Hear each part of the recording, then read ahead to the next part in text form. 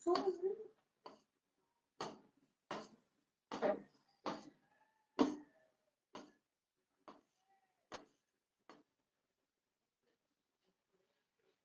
आहे, आपण आजच्या आपल्या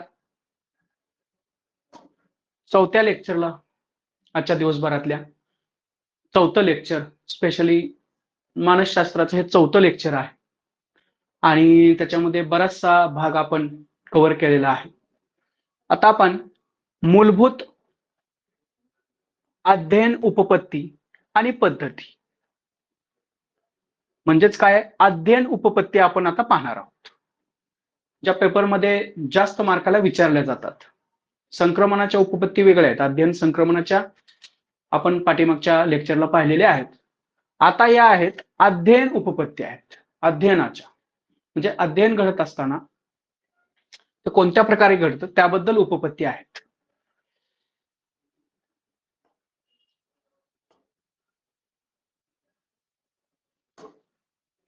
बघा, अध्ययन म्हणजे वर्तन. एका शब्दामध्ये अध्ययनाचा अर्थ आपल्याला सांगायचं म्हटलं तर काय होईल? अध्ययन म्हणजे वर्तन. त्याच्यात काय सांगितलं? मानसशास्त्रात वर्तन हा शब्द विशिष्ट अर्थाने वापरला जातो. एखादा भुकेला माणूस जेव्हा हलवायाच्या दुकानात खाद्यपदार्थ पाहतो तेव्हा त्याच्या तोंडाला पाणी सुटते, लालोत्पादन करणाऱ्या ग्रंथीतून लाळ स्रवू लागते. या सर्व क्रियांचा समावेश मानसशास्त्राच्या वर्तनात होतो. इथं खाद्यपदार्थ हा चेतक म्हणजे स्टिम्युलस असतो. सगळ्यांच्या लक्षात येत आहे, खाद्यपदार्थ हा काय आहे? स्टिम्युलस आहे, म्हणजेच तो चेतक आहे. लाळ स्रावणे हा प्रतिसाद आहे, म्हणजे काय आहे? तर त्या चेतकाला दिलेला प्रतिसाद आहे. खाद्यपदार्थ हा चेतक आहे, खाद्यपदार्थ हा काय आहे? चेतक आहे, म्हणजे स्टिम्युली आहे किंवा स्टिम्युलस आहे. आणि लाळ स्रावणे हा त्याचा काय आहे? रिस्पॉन्स आहे. तेव्हा वर्तनाचे म्हणजे बिहेवियर समीकरण पुढील प्रमाणे असते. काय? स्टिम्युलस म्हणजे बिहेवियर, बी फॉर बिहेवियर, वर्तन. वर्तन म्हणजे काय असतं? स्टिम्युली आणि त्यातून पुढे दिलेला रिस्पॉन्स म्हणजे वर्तन असतं. स्टिम्युलस आणि त्याच्यावर दिलेलं रिस्पॉन्स म्हणजे प्रतिसाद, म्हणजेच काय असतं? वर्तन असतं, म्हणजे बिहेवियर असतं. B for behaviour, S for stimulus आणि आर फॉर रिस्पॉन्स, हे अध्ययन असतं. आता बघा, पुढे जाऊया आपण थोडस. बघा, ढगांचा प्रचंड गडगडाट ऐकला की व्यक्ती दचकते, पण लष्करी शिक्षण घेतल्यानंतर तीच व्यक्ती तोफांच्या आणि बंदुकीच्या प्रचंड भेदक आवाजालाही घाबरत नाही, कारण ती सवय झालेली असते. रिस्पॉन्स आणि स्टिम्युली याच्यामध्ये बंद निर्माण झालेला असतो. या व्यक्तीच्या वर्तनात बदल झाला आहे, हेच अध्ययन आहे. पण हे वर्तन जर प्रगतशील नसेल तर त्याला अध्ययन ही संज्ञा देत नाहीत. म्हणजे वर्तन कसं पाहिजे? प्रगतशील पाहिजे. ते जर प्रगतशील नसेल तर ते अध्ययन नाही. थोडक्यात प्रगतशील वर्तनाला अध्ययन म्हणतात. अनेक मानसशास्त्रांनी अध्ययन प्रक्रियेचे स्वरूप स्पष्ट करण्याच्या दृष्टीने अनेक उपपत्ती मांडलेल्या आहेत. अनेक उपपत्ती मांडलेल्या आहेत. कशाच्या? अध्ययनाच्या. यापैकी कोणतीही उपपत्ती पूर्णपणे चूक की बरोबर असे ठरवता येत नाही. सगळ्यात महत्वाचं आहे, प्रत्येक अध्ययन प्रक्रियेकडे पाहण्याचा विशिष्ट दृष्टिकोन असतो. आपल्याला दृष्टिकोनातून प्रत्येक शास्त्रज्ञांनी, आपापल्या दृष्टिकोनातून प्रत्येक शास्त्रज्ञांनी अध्ययन प्रक्रिया संबंधित काही सिद्धांत, उपपत्ती म्हणजेच काय आहेत? सिद्धांत आहेत, थेरी आहे. उपपत्ती म्हणजेच काय आहे? सिद्धांत आहे, थेरी आहे, काहीतरी स्टेटमेंट आहे आणि ते प्रूव्ह करण्यासाठी काहीतरी प्रोसिजर सांगितलेली आहे आणि त्या प्रोसिजर नंतर ठराविक सिद्धांत आपल्याला मिळतो, म्हणजे प्रस्थापित केलेले असतात. ज्या अध्ययन विषयक उपपत्ती मांडल्या गेल्या आहेत त्यांच्या संख्येत सुद्धा एकमत झालेले आढळत नाही. पॅवलाव यांच्या मते अभिसंधान ही एकमेव अध्ययन उपपत्ती आहे. कुणाच्या मते? पॅवलाव. पॅवलाव यांच्या मते अभिसंधान ही एकमेव अध्ययन उपपत्ती आहे. तर हिलगार्ड यांनी अध्ययन विषयक 8 उपपत्त्या यांचा आढावा घेतला आहे, तर बिग्गे यांनी 10 उपपत्ती मांडलेल्या आहेत. अध्ययनाच्या आहे, फक्त अध्ययनाच्या. Doctor M.I. बिग्गे यांनी अध्ययन विषयक उपपत्ती यांचे वर्गीकरण केलेलं आहे. कुणी केलेलं आहे? Doctor M.I. बिग्गे यांनी अध्ययन विषयक उपपत्ती यांचे वर्गीकरण केलं आणि ते कशामध्ये मांडलं? साहचर्यवादी, असोसिएस्टिक, साहचर्यवादी, असोसिएस्टिक आणि गेस्टाल्ट, समष्टवादी उपपत्ती, अशा 2 प्रमुख गटात केलेले होते. आता ते गट पाहूया आपण. बघा, अध्ययन उपपत्ती अतिशय महत्वाचं आहे. याच्यात पूर्ण उपपत्ती, त्याचे प्रकारानुसार कोणकोणत्या उपपत्ती कोणत्या प्रकारात येतात ते सांगितलेलं आहे. हे वेगळं आहे. Doctor M.I. बिग्गे यांचा अध्ययन विषयक उपपत्ती यांचे वर्गीकरण साहचर्यवादी आणि समष्टवादी हे वेगळं आहे, आणि त्याच्या नॉर्मल जे आपलं वर्गीकरण आहे अध्ययन उपपत्तीचं ते वेगळं आहे. तर बघा, अध्ययन उपपत्तीचं वर्गीकरण करत असताना एक आहे साहचर्यवादी, त्याच्यानंतर दुसरे आहे ज्ञानात्मक आणि तिसरी आहे आधुनिक. 3 प्रकारच्या उपपत्ती आहेत. बघा, साहचर्यवादीमध्ये आपल्याला थॉर्नडाईक, काय आहे? थॉर्नडाईक आहे. त्यांनी काय सांगितलेली, कुठली उपपत्ती त्यांनी सांगितली? प्रयत्न प्रमाद उपपत्ती. कुणावरती केलेली आहे? मांजर या प्राण्यावरती केलेली आहे. त्याच्यानंतर पॅवलॉव यांचं नाव आहे, त्यांनी केलेली आहे अभिजात अभिसंधान. त्यांनी कुत्रा या प्राण्यावरती ती उपपत्तीचा प्रयोग केलेला आहे. त्याच्यानंतर स्किनर, B.F. स्किनर, त्यांनी सांगितलं साधक अभिसंधान. आता पॅवलॉव आणि स्किनर यांच्यामध्ये फरक आहे. काय फरक आहे? दोघांनीही अभिसंधान सांगितलेलं आहे, पण स्किनर यांनी साधक अभिसंधान सांगितलं. स्किनर यांनी काय सांगितलं? साधक अभिसंधान. आणि पॅवलॉव यांनी काय सांगितलं? अभिजात, क्लासिकल कंडिशनिंग सांगितलं. त्यांनी कोणी सांगितलं? पॅवलॉव यांनी क्लासिकल कंडिशनिंग सांगितलं. त्याच्यामध्ये त्यांनी कुत्रा या प्राण्यावरती प्रयोग केले. तर B.F. स्किनर यांनी काय सांगितलं? साधक अभिसंधान. त्याच्यामध्ये उंदीर व कबूतर या 2 प्राण्यांवरती त्यांनी प्रयोग केले. हे फक्त आपण प्राथमिक माहिती यांची घेतोय, डिटेलमध्ये नंतर पाहणारच आहोत. त्याच्यानंतर दुसरी जी आपली प्रकार आहे, हा पहिला झाला. दुसरा जो आहे तो आहे ज्ञानात्मक. तर यालाच काय म्हटलं जातं? समष्टवादी मर्मदृष्टी उपपत्ती. बघा, कोहलर यांनी माकडावरती प्रयोग केला. समष्टवादी मर्मदृष्टी उपपत्ती त्यांनी मांडलेली आहे. त्याच्यानंतर 2 नंबरचे आहेत जेरोम ब्रुनर, ज्ञानात्मक आणि संकल्पना प्राप्ती प्रतिमान. लक्षात ठेवायचं, जेरोम ब्रुनर यांनी ज्ञानात्मक उपपत्ती मांडलेली आहे, आणि त्यामध्ये कुठली संकल्पना मांडलेली आहे? संकल्पना प्राप्ती प्रतिमान, त्याच्यावरती डिपेंड आहे. जे आपल्याला प्रतिमान आहेत, आपण एकदम शेवटी पाहणार आहे प्रतिमान, तर त्या प्रतिमानापैकी संकल्पना प्राप्ती प्रतिमान हे ज्ञानात्मक उपपत्तीवरती डिपेंड आहे. कुणाच्या? जेरोम ब्रुनर यांच्या. त्याच्यानंतर आहे असुबेल यांची अध्ययन अनुदेशन उपपत्ती. कोणती आहे? अध्ययन अनुदेशन उपपत्ती. तर यांनी काय केलेलं आहे? अग्रत संघटक प्रतिमान. कुठलं प्रतिमान? अग्रत संघटक प्रतिमान या उपपत्तीवरती डिपेंड आहे. त्याच्यानंतर आहे कुर्ट लेविन यांची क्षेत्रीय उपपत्ती. त्याच्यानंतर गॅगने यांची श्रेणीबद्ध अध्ययन उपपत्ती.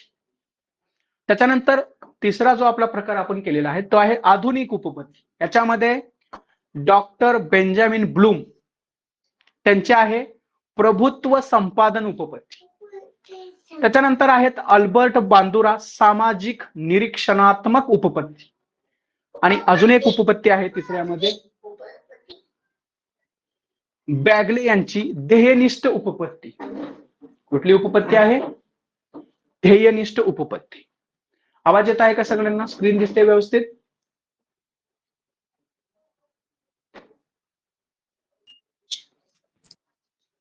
हॅलो? हो सर. हा,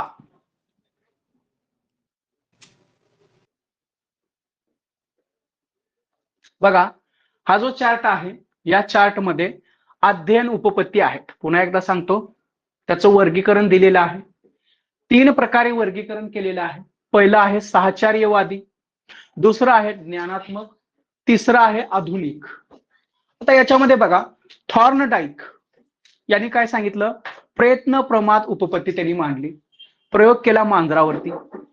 पॅवलॉव यांनी अभिजात अभिसंधान, कुत्रा या प्राण्यावरती त्यांनी प्रयोग केला. त्याच्यानंतर स्किनर यांनी साधक अभिसंधान, उंदीर आणि कबूतर या प्राण्यांवरती उपपत्ती मांडली, प्रयोग केला. त्याच्यानंतर ज्ञानात्मक मध्ये काय आहे, समष्टीवादी मर्मदृष्टी उपपत्ती कोहलर यांनी मांडली, माकडावरती त्यांनी प्रयोग केलेला आहे. जेरोम ब्रुनर यांनी ज्ञानात्मक उपपत्ती मांडली आणि ही उपपत्ती तर त्याला संकल्पना चिंपांजी पण प्राप्ती म्हणतात ना? प्रतिमान. हा, माकड म्हणजे चिंपाची, बरोबर आहे. त्याच्यानंतर आसुबेल यांनी अध्ययन अनुदेशन ही उपपत्ती मांडली. त्याच्यासाठी त्यांनी अग्रत संघटक प्रतिमान ते त्याच्यावरती डिपेंड आहे. त्याच्यानंतर कुर्ट लेविन अर्थात कर्ट लेविन आहे ते क्षेत्रीय उपपत्ती मांडलेली आहे आणि गॅगनेची श्रेणीबद्ध अध्ययन उपपत्ती आहे. शेवटीचा जो आपला प्रकार आहे त्याच्यामध्ये आधुनिक मध्ये डॉक्टर बेंजामिन ब्लूम प्रभुत्व संपादन, त्याच्यानंतर अल्बर्ट बांदुरा यांनी सामाजिक निरीक्षणात्मक उपपत्ती मांडलेली आहे आणि बॅगले यांची ध्येयनिष्ठ उपपत्ती आहे. तर इथल्या ह्या 3 उपपत्ती, इथल्या 5 उपपत्ती आणि इथल्या 3 उपपत्ती, साधारणतः 3 आणि 3 6 आणि 5 11 उपपत्ती आपल्याला अध्ययन उपपत्तीद्वारे त्याचं अध्ययन करायचं आहे परीक्षेसाठी. आणि या उपपत्तीवरती हमखास प्रश्न येणार आहे. प्रत्येक उपपत्ती तुम्ही समजून घ्या, त्याचं विश्लेषण करा, त्याचं बारकावे लक्षात घ्या आणि परीक्षेला सामोरे जा.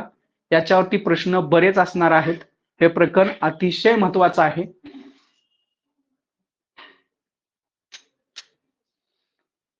हे प्रकरण अतिशय महत्वाचं आहे. त्यातल्या त्यात या उपपत्ती अतिशय महत्वाच्या आहेत. यापैकी 2-4 उपपत्तींवरती प्रश्न विचारला जाणारच आहे.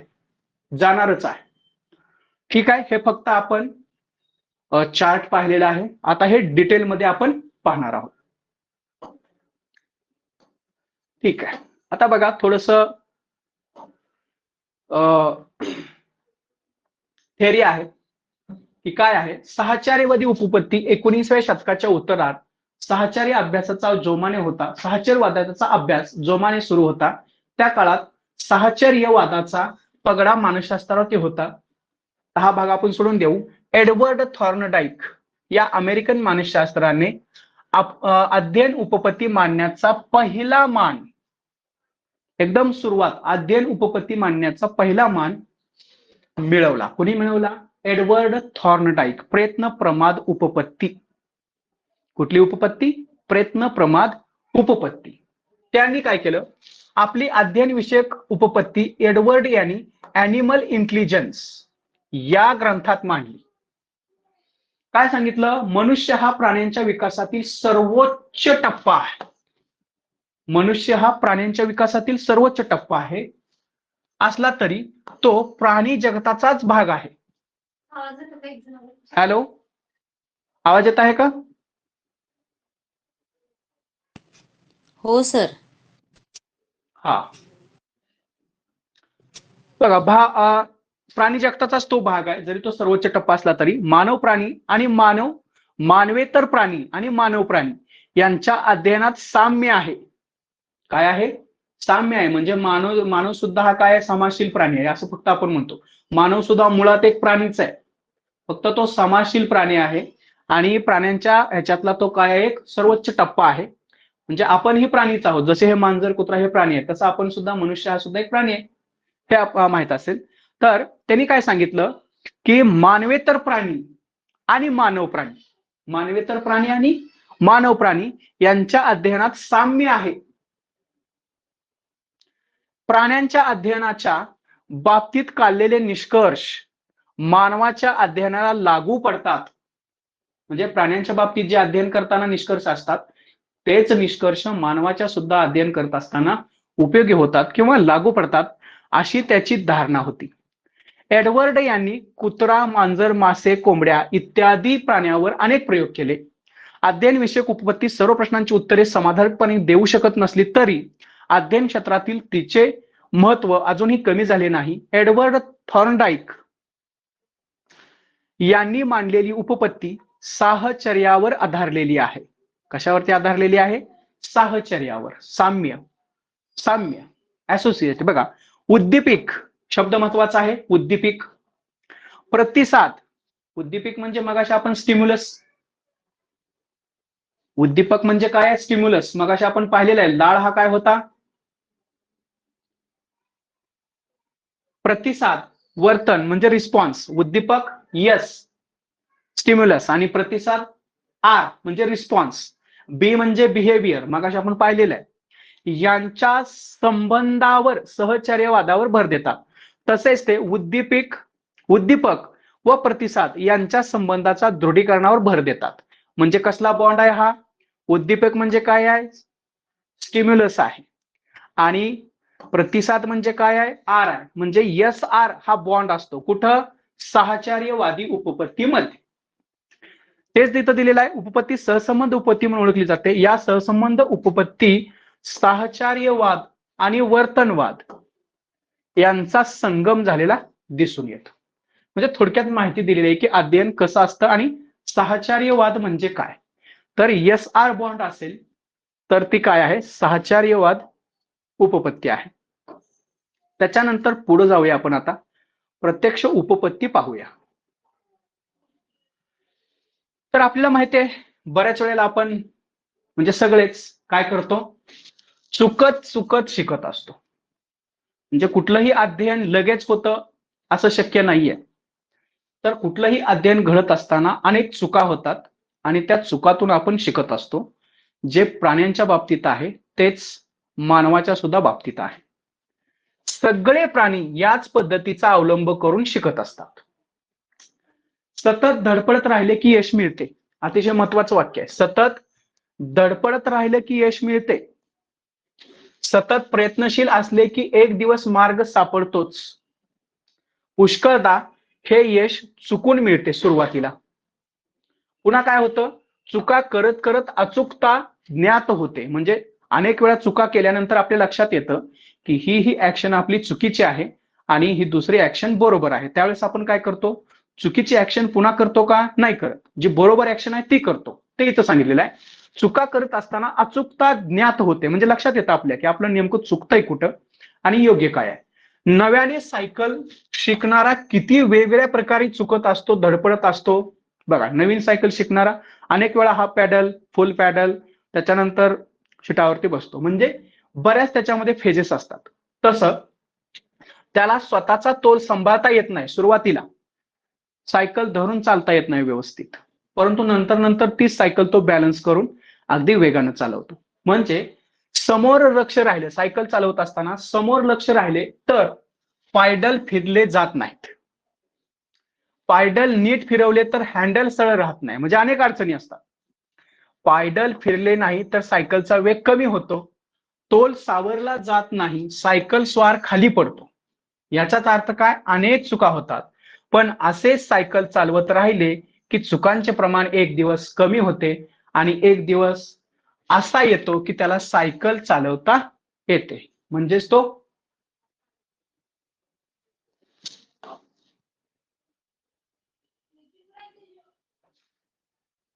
त्याला सायकल चालवता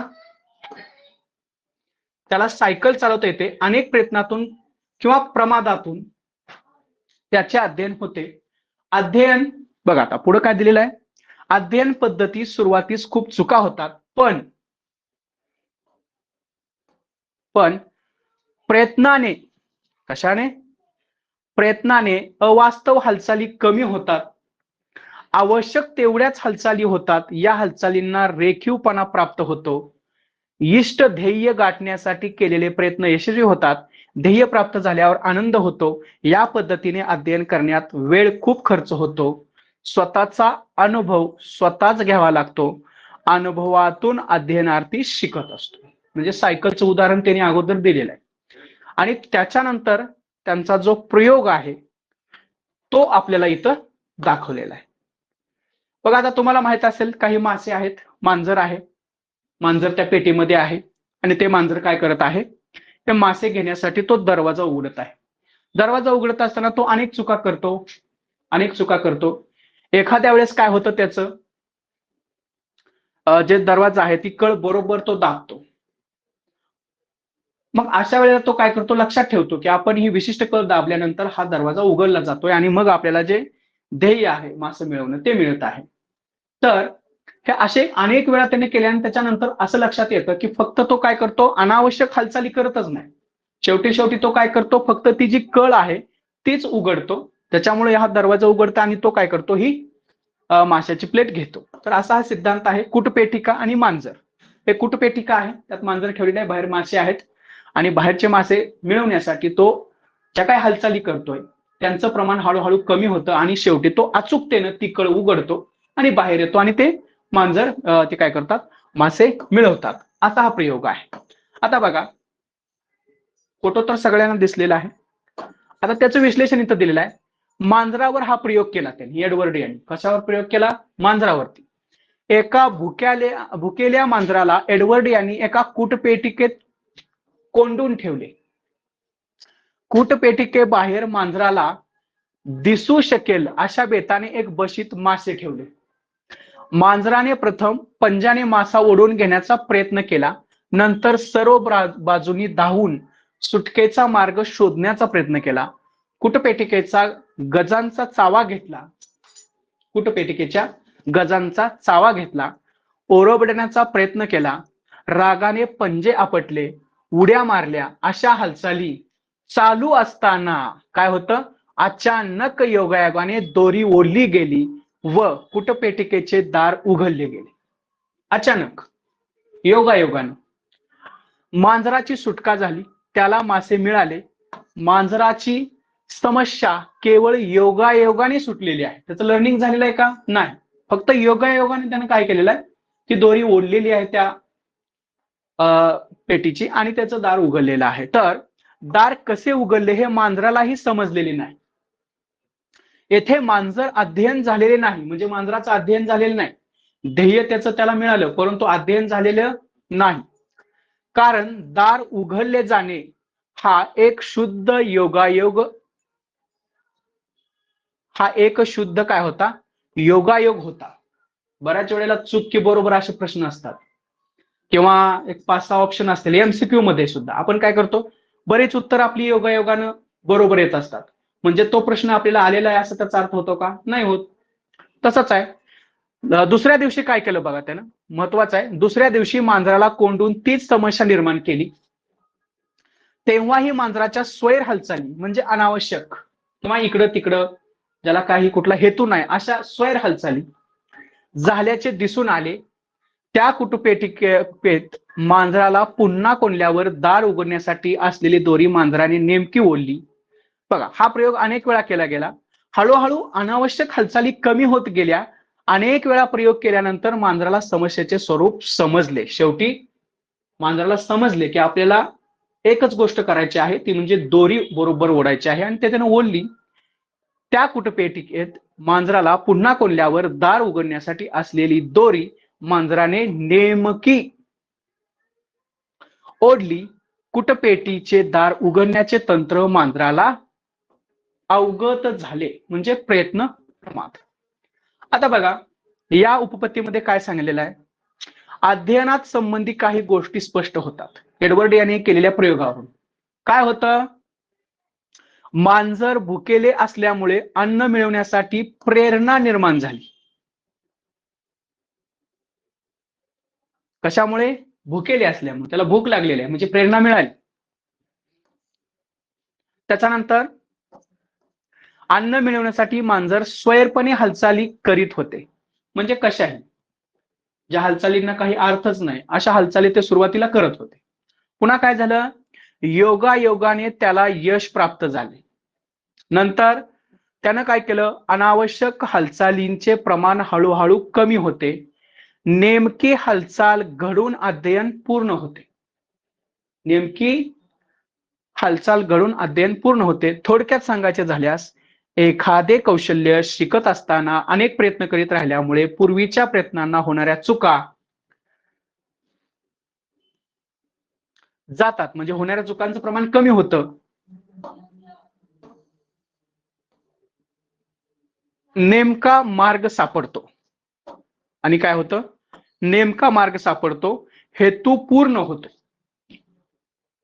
अध्ययन होते. या अध्ययन पद्धतीला प्रयत्न प्रमाद अध्ययन पद्धती अर्थात प्रयत्न प्रमाद उपपत्ती असे म्हणतात.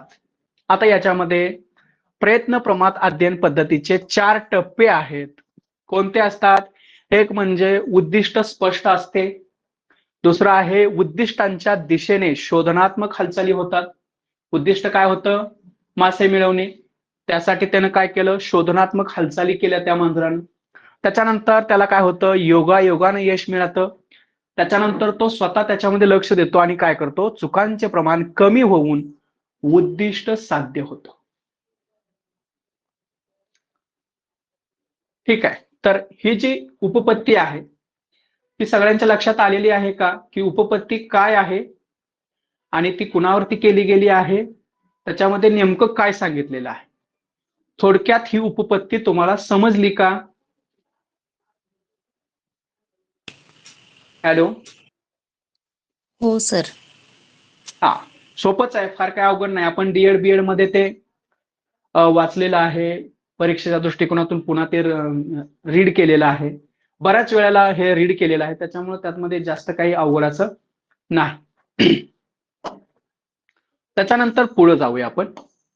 आता याच्यावरती एक प्रश्न असतो, प्रयत्न प्रमाद उपपत्तीवरती.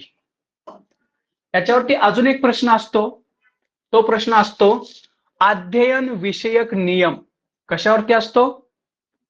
एडवर्ड यांचे अध्ययन विषयक जे नियम आहेत त्याच्यावरती सुद्धा प्रश्न अनेक वेळा विचारलेला आहे. तर ते नियम आपल्याला माहित पाहिजेत. याच्यामध्ये सुरुवातीला आपण पाहूया प्राथमिक नियम. कुठले नियम आहेत? प्राथमिक नियम. काय आहे पहिला? सज्जतेचा किंवा तयारीचा नियम. कुठला नियम आहे? सज्जतेचा किंवा तयारीचा नियम. त्यात काय सांगितलेलं आहे? कोणतीही गोष्ट शिकत असताना किंवा शिकताना शारीरिक व मानसिक तयारी असावी लागते. म्हणजे आपण शारीरिक आणि मानसिक दृष्ट्या तयार असणं अध्ययनासाठी फार गरजेचं आहे. ही पहिली पायरी आहे. त्याच्यानंतर तयारी असताना केलेली चूक सुखावह असते. सज्जता नसताना केलेली कृती असुखावह असते. या सज्जतेने शारीरिक व मानसिक स्वास्थ्य शिकण्याची उत्कृष्ट इच्छा व बौद्धिक पातळी या गोष्टी अंतर्भूत आहेत. नवीन विषयासंबंधी उत्सुकता व जागृती आवश्यक असते. विषयासंबंधी कुतूहल निर्माण झाले की अवधान केंद्रित होते. सगळ्यात महत्वाचं काय आहे? आपण जे लर्निंग करणार आहे त्याच्या संबंधी जर आपल्या मनामध्ये कुतूहल निर्माण झालं की आपलं अवधान काय होतं? केंद्रित होतं, म्हणजे कॉन्सन्ट्रेशन होतं. त्याच्यानंतर काय सांगितलं? अध्ययन करण्यासाठी योग्य वातावरण निर्माण करण्याचीही आवश्यकता असते. त्यामुळे अध्ययन चांगले होण्यास मदत होते. अध्ययन विषयक तयारी पूर्वज्ञान जागृत करून, प्रेरणा निर्माण करून, अभिरुची वृंदगित करून, तसेच पूर्व अनुभवाचा उपयोग करून केला जातो. आता भरपूर माहिती दिलेली आहे, पण आपण एकच लक्षात ठेवायचं आहे, सज्जतेचा नियम म्हणजे काय? सज्जतेचा किंवा तयारीचा नियम म्हणजे काय? तर शारीरिक आणि मानसिकरित्या आपण अध्ययनासाठी तयार असणे, हा पहिला नियम सांगितला त्यांनी. त्याच्यानंतर बघा दुसरा नियम सांगितलेला आहे पुनरावृत्तीचा नियम, रिव्हिजन.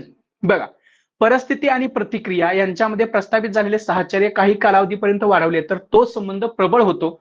या उलट प्रस्थापित झालेले सहचर्य वाढवले नाही तर त्याचा वापर केला जात नाही तर तो सहसंबंध दुर्बल होतो.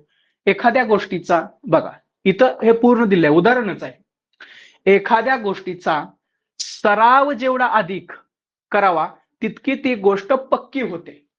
दुसरा जो नियम आहे आपला प्राथमिक नियमातला, तो नियम काय आहे? तर एखाद्या गोष्टीचा सराव जेवढा अधिक करावा तितकी ती गोष्ट पक्की होते, हा त्याचा अर्थ आहे पूर्ण पॅराग्राफचा.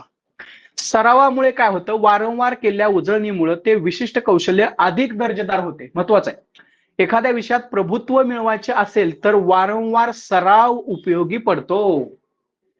अध्ययनार्थी पाढे म्हणतात, स्पेलिंग पाठ करतात, कविता गातात, राष्ट्रगीत म्हणतात. या सर्व गोष्टी वारंवार केल्यामुळे होतात. आपण पाढे जे चार्ट आहे, पाढ्याचा तक्ता आहे, तो मुलांना नेहमीच स्टिक घेऊन सांगत असतो म्हणायला. तर तो काय आहे? पुनरावृत्तीचा नियम आहे. त्याच्यानंतर बघा, पुनरावृत्तीमुळे त्या गोष्टी चांगल्या ध्यानात राहण्यास मदत होते. अगदी शास्त्रीय भाषेत सांगायचे तर पुनरावृत्तीमुळे परिस्थिती व प्रतिक्रिया यांच्यात संबंध दृढ होतात. हे एक वाक्य महत्वाचं आहे. एखाद्या गोष्टीचा सराव जेवढा अधिक करावा तितकी ती गोष्ट पक्की होते.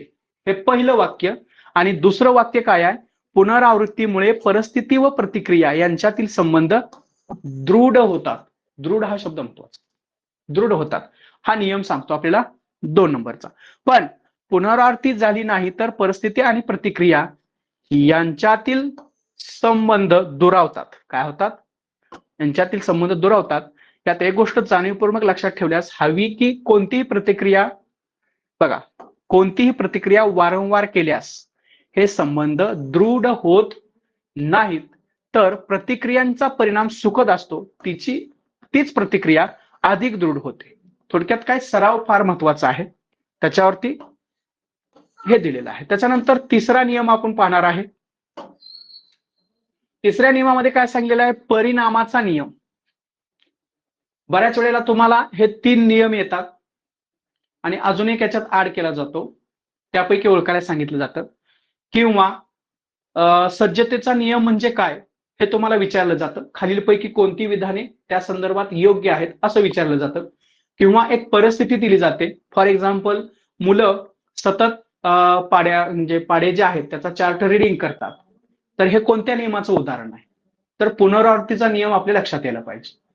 प्रश्न कसाही येऊ, कन्सेप्ट माहित असेल तर आपल्याला जास्त काय प्रॉब्लेम येत नाही.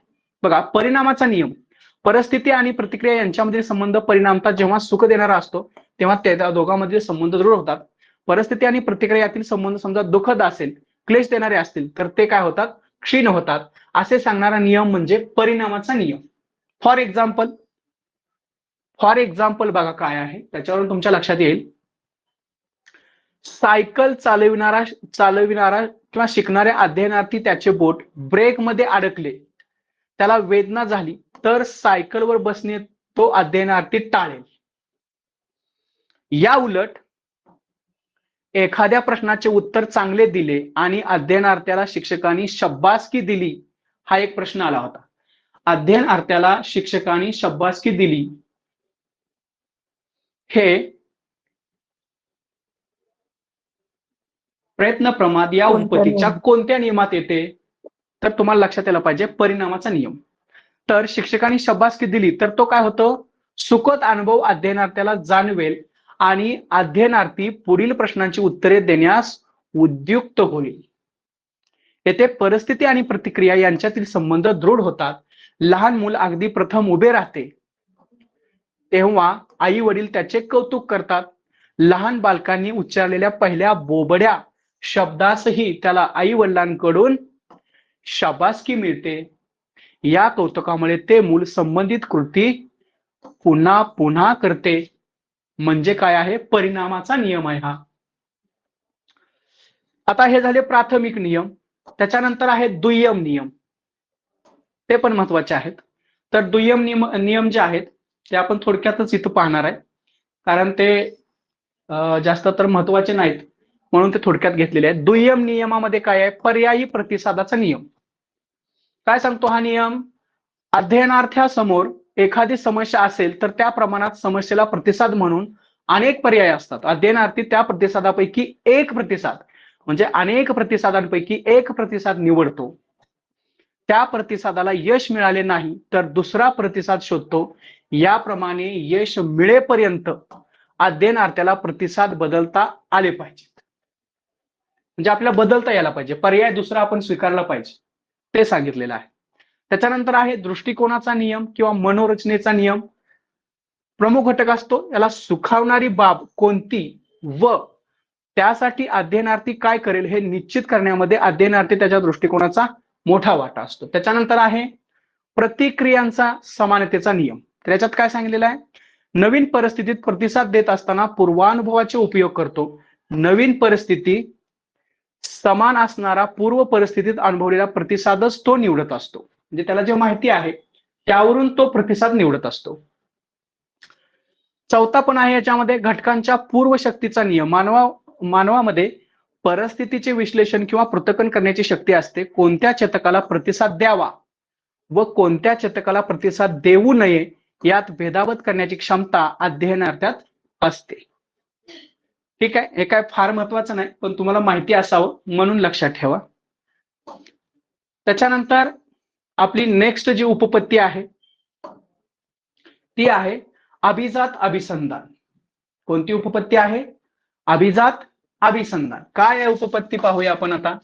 अभिजात अभिसंधान बघा, रशियन शरीरविज्ञान शास्त्रज्ञ पॅवलॉव, कुठले होते? रशियन होते.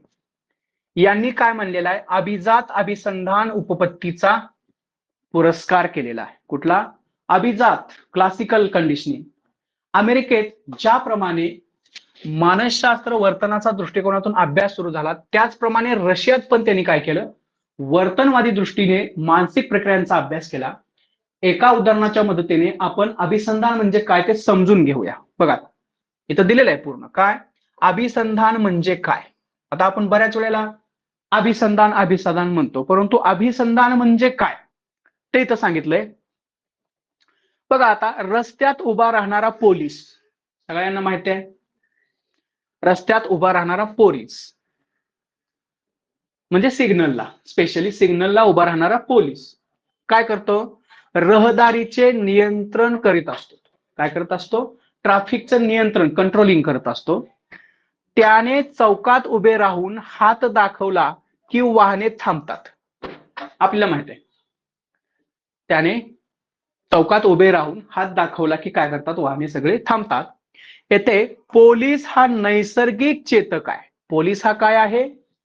नैसर्गिक चेतक आहे असून वाहने थांबणे ही प्रतिक्रिया आहे. बघा नैसर्गिक चेतक काय आहे? पोलीस आहे. त्याने हात दाखवला की काय होणार आहे, वाहने थांबतात. ही काय आहे? प्रतिक्रिया आहे, म्हणजे रिस्पॉन्स आहे. पोलीस हा काय आहे? स्टिम्युलस आहे. सगळ्यांच्या लक्षात येतंय का? साधक अभिसंधान किंवा अभिसंधान स्पेशली जाणून घेण्यासाठी आपल्याला हे लक्षात असायला पाहिजे की अभिसंधान म्हणजे काय आहे. तर ट्रॅफिकचा पोलीस आहे, ज्यावेळेस तो चौकामध्ये येऊन आपल्याला इशारा करतो त्यावेळेस सगळी वाहनं थांबतात आणि त्यामुळं काय होतं, वाहने थांबणे ही काय आहे? त्याचा प्रतिक्रिया आहे. त्यानं स्टिम्युली दिलेला आहे, म्हणजे हात दाखवलेला आहे, हे झालं स्टिम्युलस. इथं दिलेला आहे चेतक. काय आहे तो? पोलीस हा चेतक आहे. त्या चेतकावरती प्रतिक्रिया म्हणजे रिस्पॉन्स काय आहे? वाहने थांबणे ही प्रतिक्रिया आहे. आता या नैसर्गिक चेतकाबरोबर तांबडा दिवा हा कृत्रिम चेतक आहे. तांबडा दिवा हा काय आहे? कृत्रिम चेतक आहे. नैसर्गिक चेतक काय आहे? पोलीस आहे. आता पोलिसाने हात दाखवला आणि तांबडा दिवाही लागला आणि रहदारी थांबली. येथे नैसर्गिक चेतकाबरोबर कृत्रिम चेतक जोडला आहे. याला अभिसंधान म्हणायचं आहे. आता बघा त्याच्या पुढे हा जो प्रयोग दिलेला आहे, हा तुम्हाला सगळ्यात महत्वाचं काय इथं लक्षात येणारी गोष्ट एकच आहे. नैसर्गिक चेतक सगळ्यांना समजलं इथलं? कोणीतरी एक जण सांगा मला. नैसर्गिक चेतक समजलं? त्याच्यानंतर आपलं जे दुसरं आहे कृत्रिम चेतक समजलं? हो. हा, आता तांबडा दिवा आहे ते काय आहे? कृत्रिम चेतक आहे. चेतक म्हणजे स्टिम्युलस आणि प्रतिसाद म्हणजे प्रतिक्रिया अर्थात रिस्पॉन्स. ठीक आहे, हे सोपंच आहे, फार काय अवघड नाही. आता इथं बघा, हे जरा थोडस इथं घेतो. पॅवलॉव यांनी केलेले प्रयोग किंवा केलेला प्रयोग आहे. तर आपल्याला माहित आहे एक कुत्रा आहे आणि कुत्रा या बाजूला आहे आणि दुसऱ्या बाजूला काय एक बेल आहे, बरोबर आहे. ही आकृती पहा, पाहिली का सगळ्यांनी? आकृती काय आहे? एक कुत्रा आहे आणि दुसऱ्या बाजूला एक बेल लावलेली आहे किंवा एक हे जे लाळ त्यांनी घेण्यासाठी एक उपकरण जोडलेलं आहे ते आहे. आता या चित्रावरून आपल्याला पुढील गोष्टी लक्षात घ्यायच्या आहेत. काय आहेत तर पॅवलाव शरीर विज्ञान शास्त्रज्ञ होता, तो कुत्र्यावर प्रयोग केला. कुत्र्यासमोर अन्नाची थाळी आणण्याच्या वेळी घंटा वाजवली जाईल. काय केलेलं आहे, कुत्र्यासमोर अन्नाची थाळी आणण्याच्या वेळी घंटा वाजवली जाईल. अन्न पाहिले की लाळ सुटते, ही नैसर्गिक प्रतिक्रिया आहे. लाळ सुटणे ही नैसर्गिक प्रक्रिया आहे. आता काय केलं, अन्नाची थाळी आणली की घंटेचा आवाज, या गोष्टीचे अनेक वेळा पुनरावृत्ती करण्यात आली. म्हणजे अन्नाची थाळी आणली की घंटेचा आवाज, असं अनेक वेळा करण्यात आलं. कुत्र्याच्या तोंडात भोक पाडून त्याची काचनळी बसवून लाळ पात्रात पडेल अशी व्यवस्था केली होती. प्रत्येक वेळेला लाळ मोजली. काही दिवसानंतर नुसता म्हणजे फक्त त्या घंटेचा आवाज कानावर पडताच कुत्र्याच्या तोंडात लाळ सुटते. ही लाळ मोजली असता अन्य दाखवल्यानंतर सुटणाऱ्या लाळे एवढी ती आढळली. ही अभिसंधित प्रतिक्रिया आहे. कसली आहे, अभिसंधित प्रतिक्रिया आहे. येथे अन्न हा नैसर्गिक चेतक असून घंटा वाजवणे हा कृत्रिम चेतक आहे. सोपा आहे.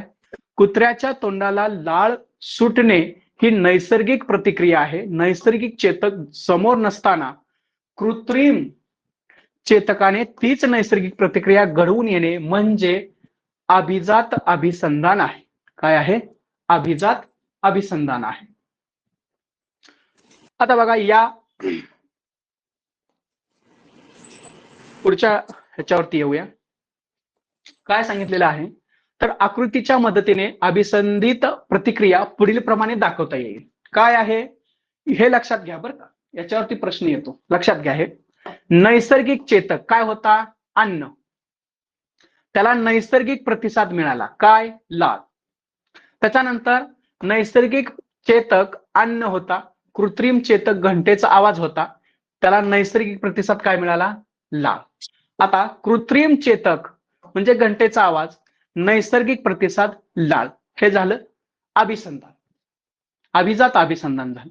म्हणजे इथला जो नैसर्गिक चेतक होता तो निघून गेलेला आहे आणि डायरेक्ट काय होतं, कृत्रिम चेतकावरच आपण काय करतो, रिस्पॉन्स देतो, त्याला म्हणतात अभिसंधान. बघा, या प्रयोगात प्रत्येक वेळी लाळ सुटल्यानंतर अन्न देणे, प्रत्येक वेळी लाळ सुटल्यानंतर अन्न देणे अत्यंत महत्वाचे आहे. त्यामुळे अभिसंधानाचे दृढीकरण होते.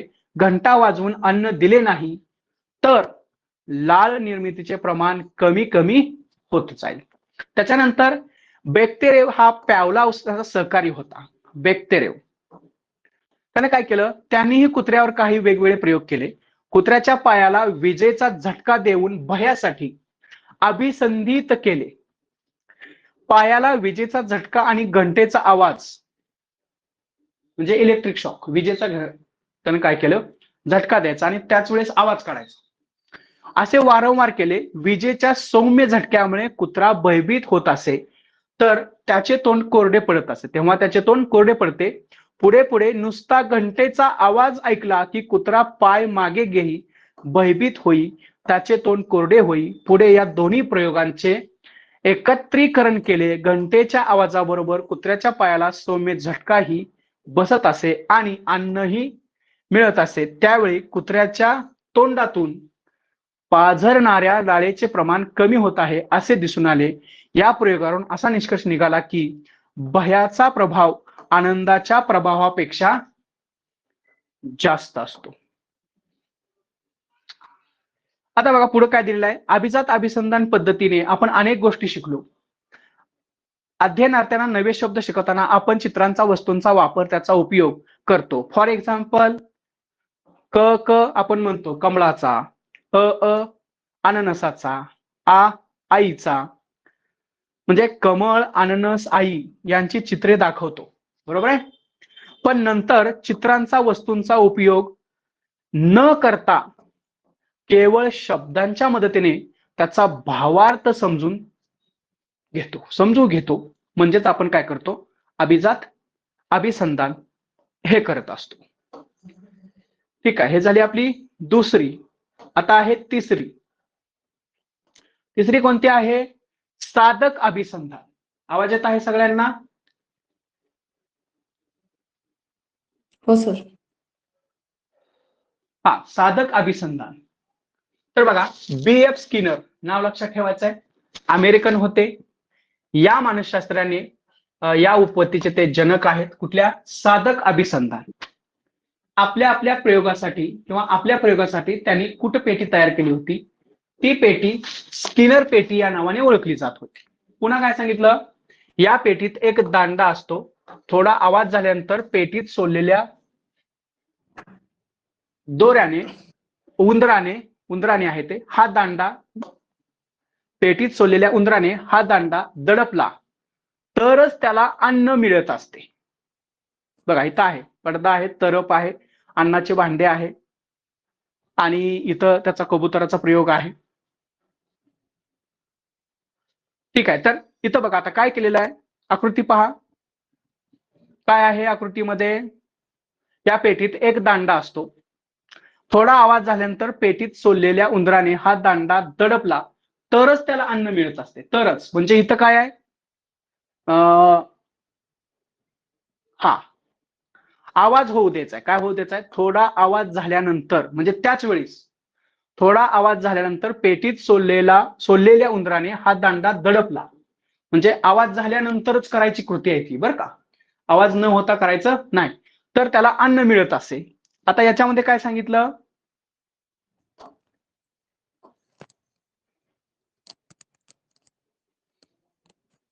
हा इथंच सांगितलेलं आहे. तर ज्यावेळेस आवाज होईल त्यावेळेसच तो काय करेल, इथला जो दांडा आहे तो ओढेल आणि त्याला काय मिळेल, अन्न मिळेल. आता दुसरा एक प्रयोग स्किनर यांनी केलेला आहे. बघा, इथं त्याची आकृती दिलेली आहे. हे पुस्तकातीलच आकृती आहे, तुम्हाला पण ती माहिती असेल. काय सांगितलंय, पक्षाचे वर्तन नियंत्रित करण्यात आणि अपेक्षित परिवर्तन घडून आणण्यात स्किनर, हे काय आहे, स्किनर आहे, यांनी कमालीचे यश मिळवले. या प्रयोगात 2 वर्तुळे होती. काय होती, कबुतराचा जो प्रयोग आहे त्याच्यामध्ये 2 वर्तुळे होती. एक वर्तुळ पांढरे होते, दुसरे काळे होते. पेटीत सोडलेल्या कबुतराने पांढऱ्या वर्तुळावर चोच मारली. कुठल्यावरती, पांढऱ्या वर्तुळावरती चोच मारली असता त्याला अन्न मिळत असे. पांढऱ्यावरती चोच मारली असता अन्न मिळत असे. या यंत्रणेत पांढऱ्या वर्तुळावर चोच मारण्याऐवजी फळीवर चोच मारली तर त्याची नोंद केली जाईल, म्हणजे अटेम्प्ट. त्यावरून कबुतराची विशिष्ट काळात चुकीच्या जागी किती वेळा चोच मारली याची नोंद होत असे. म्हणजे पांढऱ्यावर मारलं तरच काउंट, बाहेर मारलं तर ती एक चूक आहे त्याची, असं गृहीत धरलं जायचं. पुढे काय सांगितलेलं आहे, चोच मारण्याची कृती वारंवार केली असता अन्य ठिकाणी चोच मारण्याचे प्रमाण स्किनर यांनी कमी झालेले आढळून आले. अन्न मिळवण्यासाठी पुढे पुढे ते कबूतर पांढऱ्या वर्तुळावर चोच मारू लागले. स्किनर यांनी पुढे जाऊन त्याला लाल दिवा व हिरवा दिवा जोडला. लाल दिवा लागला असता त्या वर्तुळावर कबुतराने चोच मारली तरी त्याला अन्न मिळत नसे, परंतु हिरवा दिवा लागताच पांढऱ्या वर्तुळावर चोच मारली की खाद्यपदार्थ मिळण्याची सोय स्किनर यांनी केली होती. या गुंतागुंतीच्या प्रयोगात अन्न मिळवण्यासाठी केव्हा काय केले पाहिजे, अन्न मिळवण्यासाठी केव्हा काय केले पाहिजे हे कबुतराने आत्मसात केले. काय केलं, आत्मसात केलं की आपण पांढऱ्यावरती चोच मारायला पाहिजे, तर कधी मारायला पाहिजे, आवाज आल्यानंतर. बघा, प्रबलनाच्या मदतीने प्रबलन आपण देतो, म्हणजे त्याला शाबासकी देतो.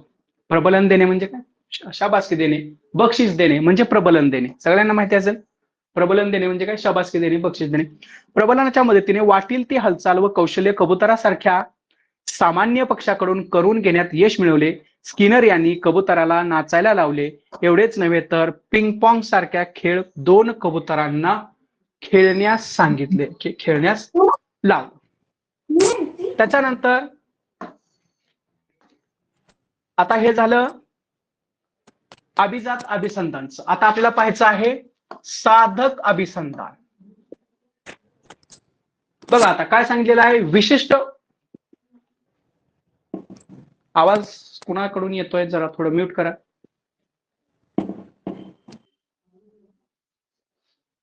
हा ठीक आहे. आता बराच वेळ झालेला आहे आणि तुम्ही म्हणजे लक्षपूर्वक हे ऐकत आहात. अजून थोडा वेळ आपल्याला लागणार आहे.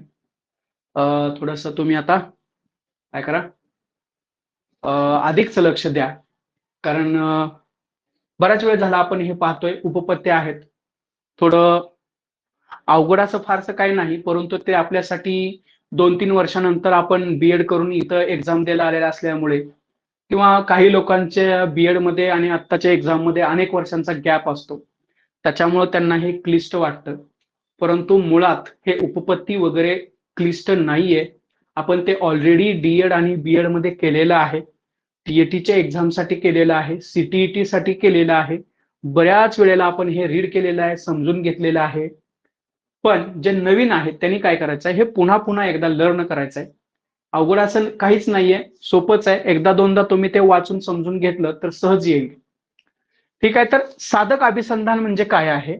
विशिष्ट उद्दिष्ट प्राप्तीसाठी जेव्हा एखादी क्रिया साधन, याच्यात काय असतं, साधन असतं, म्हणूनच त्याला साधक म्हणलेलं आहे, उपयोगी पडते, तेव्हा ती विशिष्ट क्रिया साधनीभूत झाली असे म्हणतात.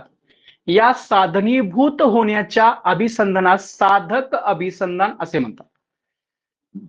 बघा आता, स्किनर यांनी केलेल्या उंदरावरील प्रयोगात केवळ आवाज ऐकल्यानंतर अन्न मिळत असेल तर ते झाले अभिजात अभिसंधान. दोन्हीतला फरक दिलेला आहे, जाणून घ्या. काय सांगितलेलं आहे बघा पुन्हा एकदा, स्किनर यांनी केलेल्या उंदरावरील प्रयोगात आवाज ऐकल्यानंतर अन्न मिळत असेल तर ते झाले, फक्त आवाज ऐकला आणि अन्न मिळालं तर ते झालं अभिजात अभिसंधान. पण आवाज ऐकल्यानंतर दांडा दाबायचा हे उंदराला शिकवावे लागले तर ते झालं साधक अभिसंधान. बघा, अन्न मिळवण्यासाठी पांढऱ्या वर्तुळावर चोच मारायची असेल, तसेच हिरवा दिवा लागल्यावर चोच मारायची हे कबुतराला शिकावे लागले. अन्न मिळवण्यासाठी करावे लागणारे साधक प्रतिक्रिया आहेत. समजताय? म्हणजे पहिल्यामध्ये काय आहे, तर केवळ आवाज ऐकल्यावर अन्न मिळते, हे झालं अभिजात अभिसंधान. परंतु पुन्हा काय आहे, पांढऱ्या वर्तुळावर चोच मारायची असेल, तसेच हिरव्या दिवा लागल्यावर चोच मारायची असेल, हे कबुतराला शिकावे लागले, म्हणजे ते साधक झालं. अन्न मिळवण्यासाठी करावे लागणारे साधक प्रतिक्रिया या आहेत. अशा प्रकारे साधक वर्तन हे उपपत्तीनुसार अध्ययन होईल. म्हणजे हे झालं साधक आणि हे झालं अभिजात. अभिजात म्हणजे काय आहे, फक्त आवाज ऐकल्यानंतर अन्न मिळतं, हे आहे अभिजात. आणि दुसरं काय आहे, तर आवाज ऐकल्यानंतर दांडा दाबायचा हे उंदराला शिकावं लागलं. म्हणजे अन्न मिळवण्यासाठी पुन्हा त्याला पांढऱ्या वर्तुळावर चोच मारायची असेल किंवा हिरवा दिवा लागल्यावर चोच मारायची असेल तर हे झालं साधक अभिसंधान. म्हणजे अभिजात अभिसंधान वेगळं आहे आणि साधक अभिसंधान वेगळं आहे. अभिजात अभिसंधानामध्ये डायरेक्ट आहे, आवाज ऐकल्यानंतर अन्न मिळत असेल. परंतु इथं कसं आहे, आवाज ऐकल्यानंतर दांडा दाबायचा आहे, म्हणजे ऐकल्यानंतर अजून एक कृती आहे. परंतु पहिल्यामध्ये तसं आहे का, नाही, आवाज ऐकला की अन्न मिळतंय, हे झालं अभिजात. परंतु आवाज ऐकल्यानंतर दांडा दाबायचा किंवा हे बटन दाबायचं, हे झालं साधक अभिसंधान. सगळ्यांच्या लक्षात आलंय का, साधक आणि अभिजात? हो हॅलो, सर. हा हो. बघा, त्याच्यावरती प्रश्न असतो, म्हणजे प्रश्न येऊ अथवा न येऊ, पण आपल्याला हे माहित असायला पाहिजे की साधक अभिसंधान आणि अभिजात अभिसंधान याच्यामध्ये काय फरक आहे. बघा, साधक आणि अभिजात. पहिल्यांदा मी तुम्हाला अभिजातचं सांगतो. अभिजात मध्ये काय आहे, आवाज ऐकल्यावर अन्न मिळत असेल डायरेक्ट तर त्याला म्हणायचं अभिजात अभिसंधान. अभिजात म्हणजे क्लासिकल. काय आहे, क्लासिकल. काय आहे, क्लासिकल, तर त्याला अभिजात म्हणायचं. पण आवाज ऐकल्यानंतर दांडा दाबायचा, हे एक्स्ट्रा आहे. आवाज ऐकल्यानंतर डायरेक्ट अन्न मिळत नाही. आता आवाज आल्यानंतर दांडा दाबायचा आहे, किंवा अन्न मिळवण्यासाठी पांढऱ्या वर्तुळावर चोच मारायची, ही एक्स्ट्रा कृती आहे त्याची. चोच मारायची असेल तर, तसेच हिरवा दिवा लागल्यावर चोच मारायची असेल, म्हणजे दांड्याचा आवाज आल्यानंतर चोच मारायची किंवा हिरवा दिवा लागल्यानंतर चोच मारायची, हे कबुतरला शिकावं लागलं. तर याला काय म्हणायचंय आपल्याला? साधक म्हणायचंय. काय म्हणायचंय? साधक अभिसंधान. साधक क्लासिकल आणि हे कंडिशनल. तुमच्या लक्षात येत असेल, कंडिशनल हा शब्द फार महत्वाचा आहे. हे दोन शब्द लक्षात ठेवा, क्लासिकल आणि कंडिशनल.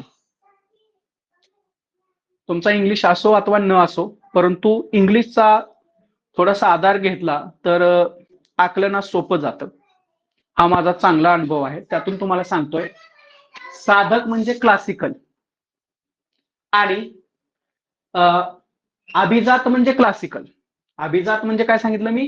क्लासिकल. त्याच्यामध्ये कशाचीही दुसऱ्या गोष्टींची आवश्यकता नाही. आवाज आला की अन्न मिळणार आहे. आणि साधक म्हणजे कंडिशन टाकली. कशाची कंडिशन आहे? बघा, अन्न मिळवण्यासाठी पांढऱ्या वर्तुळावर चोच मारायची असेल किंवा हिरवा दिवा लागल्यावर चोच मारायची, हे कबुतराला शिकवावं लागलेलं आहे. म्हणजे दांडा दाबायचा. आवाज ऐकल्यानंतर एक कंडिशन आहे, काय? चोच मारायची. आवाज ऐकल्यानंतर एक कंडिशन आहे, कोणती? चोच मारायची. त्याला आपण साधक अभिसंधान म्हणतोय. आणि विदाउट चोच मारता क्लासिकल अभिसंधान म्हणजेच अभिजात अभिसंधान. सगळ्यांच्या आता लक्षात आलं असेल? आले का लक्षात? पुढे जाऊया का?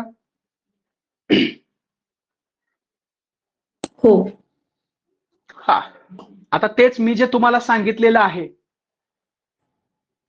ते आता इथं सोप्या भाषेत अजून सांगितलेलं आहे, आणि ते कळणं फार गरजेचं आहे, कारण त्याच्यावरती बरेचसे प्रश्न असतात. अतिशय बेसिक आहे, माहितीच असायला पाहिजे. अभिजात अभिसंधान व साधक अभिसंधान यातील फरक तेच आहे.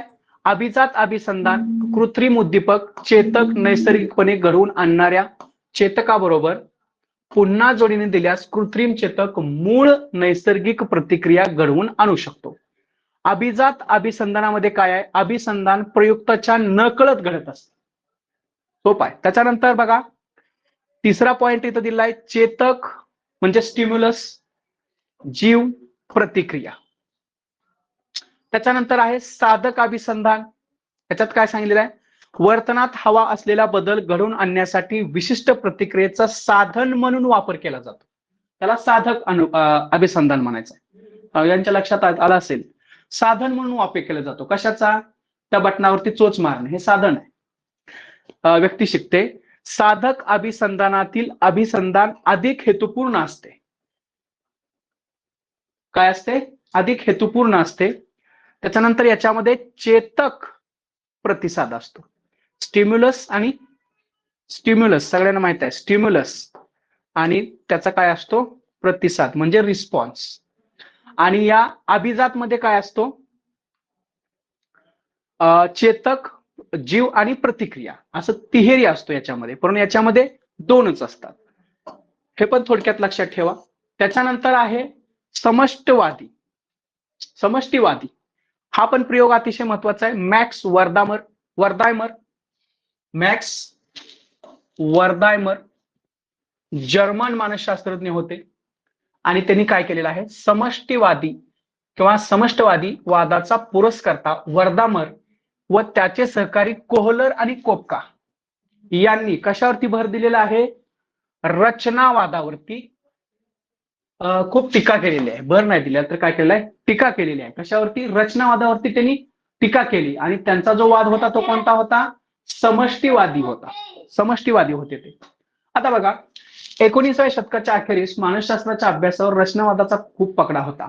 रचनावादावर प्रखर टीका करताना या तिन्ही मानसशास्त्रज्ञांनी सांगितले की कोणत्याही वर्तनाचे विश्लेषण एकक घटकाचा अभ्यास करून करणे योग्य नसते. कोणत्याही वर्तनाचे विश्लेषण एक एक घटकाचा अभ्यास करून करणे योग्य नसते, असं म्हणणं आहे मॅक्स वर्दामर, कोहलर आणि कोपका यांचं. हे आहेत समष्टीवादी विचारवंत, आणि त्यांनी रचनावादावरती टीका केलेली आहे. रचनावाद म्हणजे काय होता, तर कोणत्याही वर्तनाचे विश्लेषण एकक घटकात करणे याला रचनावाद म्हणतात. परंतु यांनी त्याच्यावरती टीका केली. तर एकूणच परिस्थितीच्या संदर्भाने बघा पुढे काय दिलेलं आहे, परिस्थितीच्या संदर्भाने त्याचे मूल्यमापन करणे अगत्याचे असते. म्हणजे फक्त त्याचे भाग करून उपयोग नाही, तर एकंदरीत सिच्युएशन समजून घेऊन त्याच्यावर ऍक्शन घ्यायला पाहिजे, असं यांचं म्हणणं आहे. एकूण परिस्थितीच्या संदर्भात त्याचे मूल्यमापन म्हणजे ही परिस्थिती काय आहे याचं मूल्यमापन करायचं, अवलोकन करायचं आणि समस्या सोडवायची. बघा त्याच्या मते कोणत्याही वर्तनाचा अभ्यास करताना वर्तनाचा सम्यक विचार करणे गरजेचे असते किंवा जरुरी असते.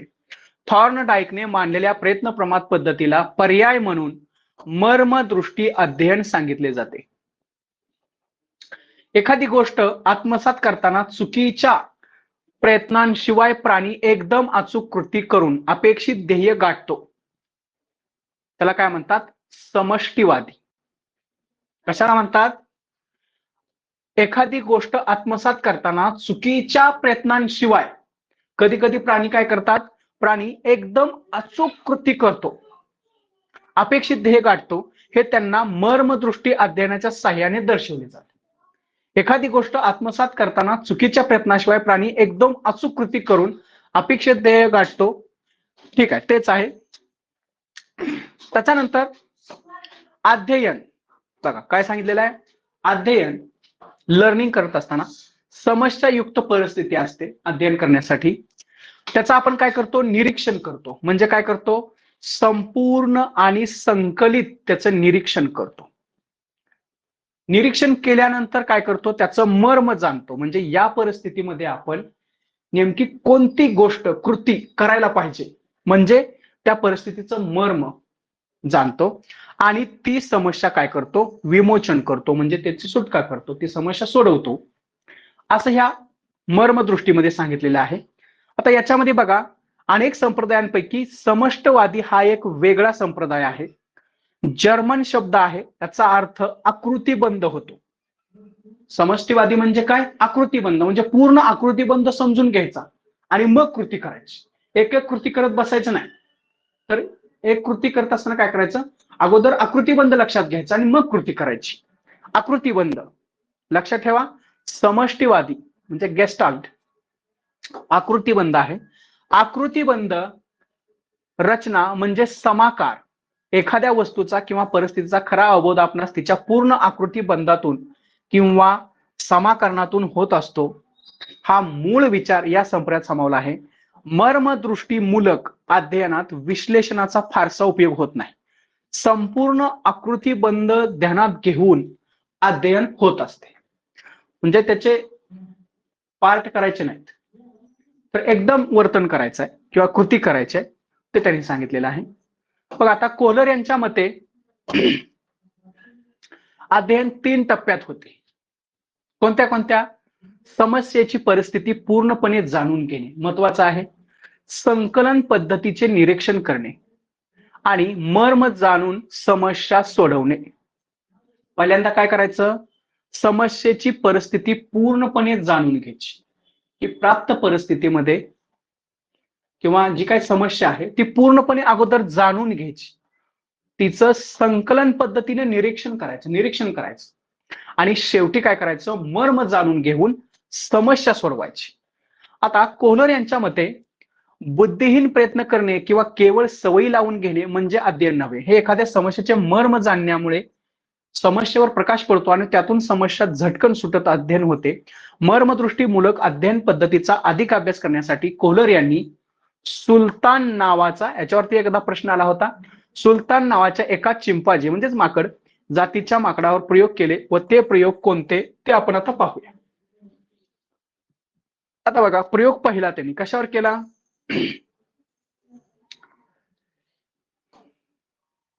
बघा प्रयोग पहिला त्याच्यात काय सांगितलं, एका पिंजऱ्यात चिंपांझीला सोडण्यात आले. हा चिंपांझी भुकेलेला होता. पिंजऱ्याच्या छताला एक केळीचा घड होता, बांधून ठेवला होता. पिंजऱ्यात कोपऱ्याला एक रिकामी पेटी होती.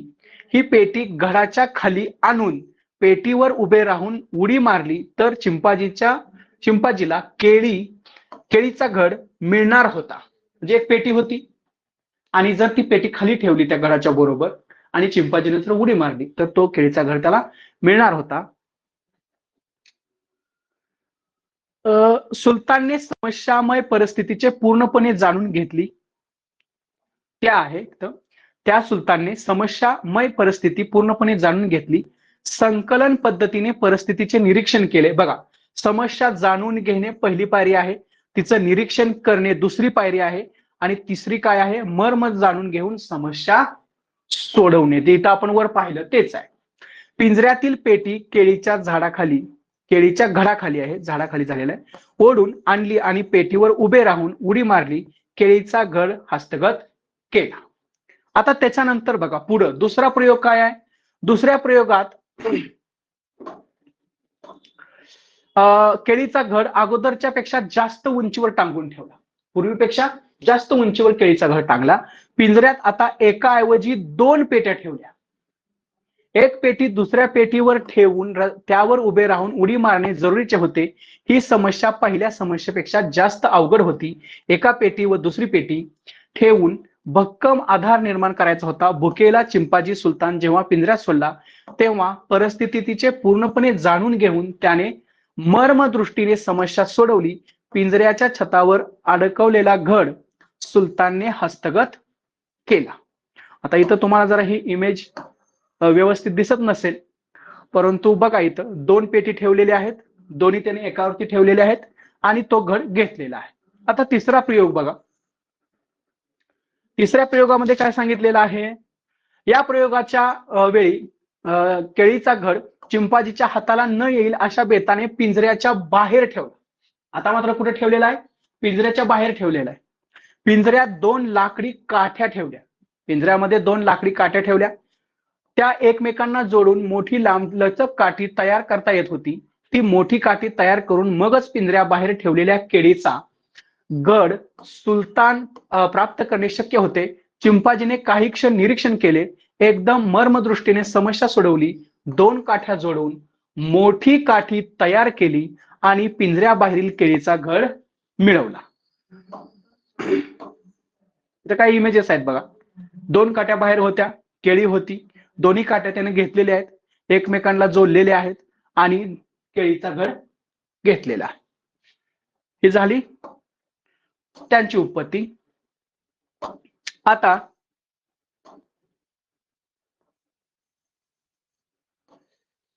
आसुबेल यांची उपपत्ती.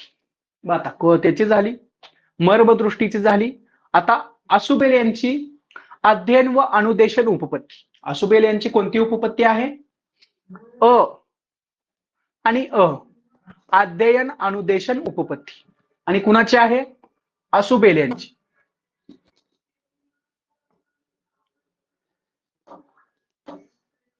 आसुबेल यांची बघा, अध्ययन विषयक उपपत्ती व अध्ययन विषयक विचार मांडणाऱ्या विचारवंतापैकी डेव्हिड आसुबेल, त्यांचं नाव काय आहे, डेव्हिड आसुबेल हे होते. अध्ययन पद्धतीत व्याख्यान पद्धतीवर खूप टीका होत असताना आणि ती निष्प्रभ ठरत असताना या पद्धतीची उपयुक्तता सिद्ध करणारा व महती थोर विचारवंत आसुबेलच्या रूपाने आपल्यास आढळून येतो. आसुबेल पाठ्यपुस्तकावर प्रभुत्व, आसुबेलने काय सांगितलेलं आहे, पाठ्यपुस्तकावर प्रभुत्व मिळण्यावर भर देतो.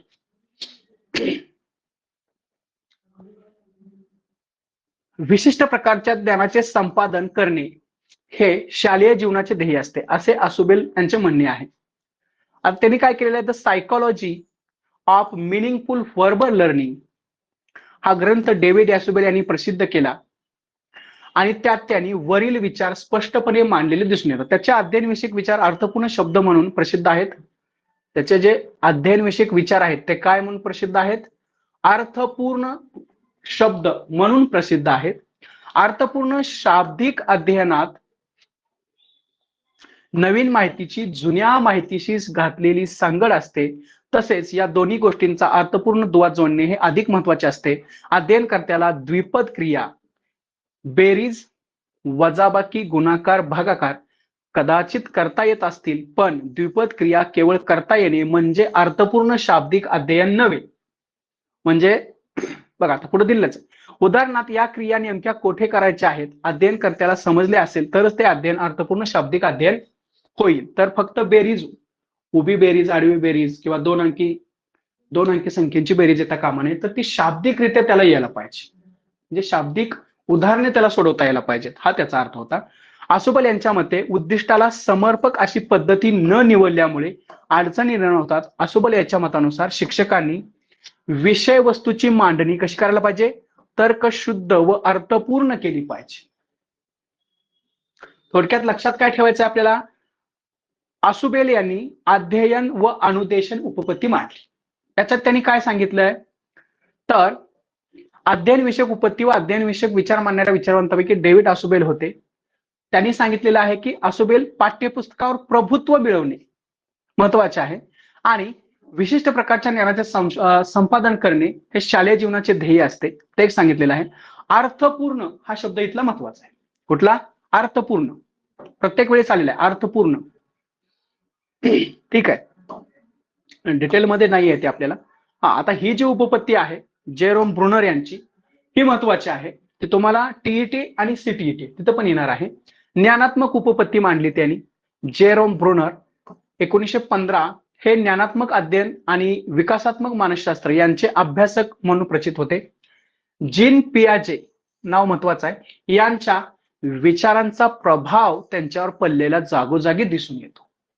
त्यांनी अध्ययन विषयक स्वतंत्र उपपत्ती मांडली नसली तरी, स्वतंत्र उपपत्ती मांडलेली नाही तरी अध्ययनाची संकल्पना त्यांनी स्पष्ट केलेली आहे. याच्यामध्ये काय सांगितलं, अध्ययन प्रक्रिया म्हणजे काय सांगितलेलं आहे, नवीन माहितीचे संपादन, ज्ञानाचे रूपांतर, ज्ञानाची पर्याप्तता व समर्पकता.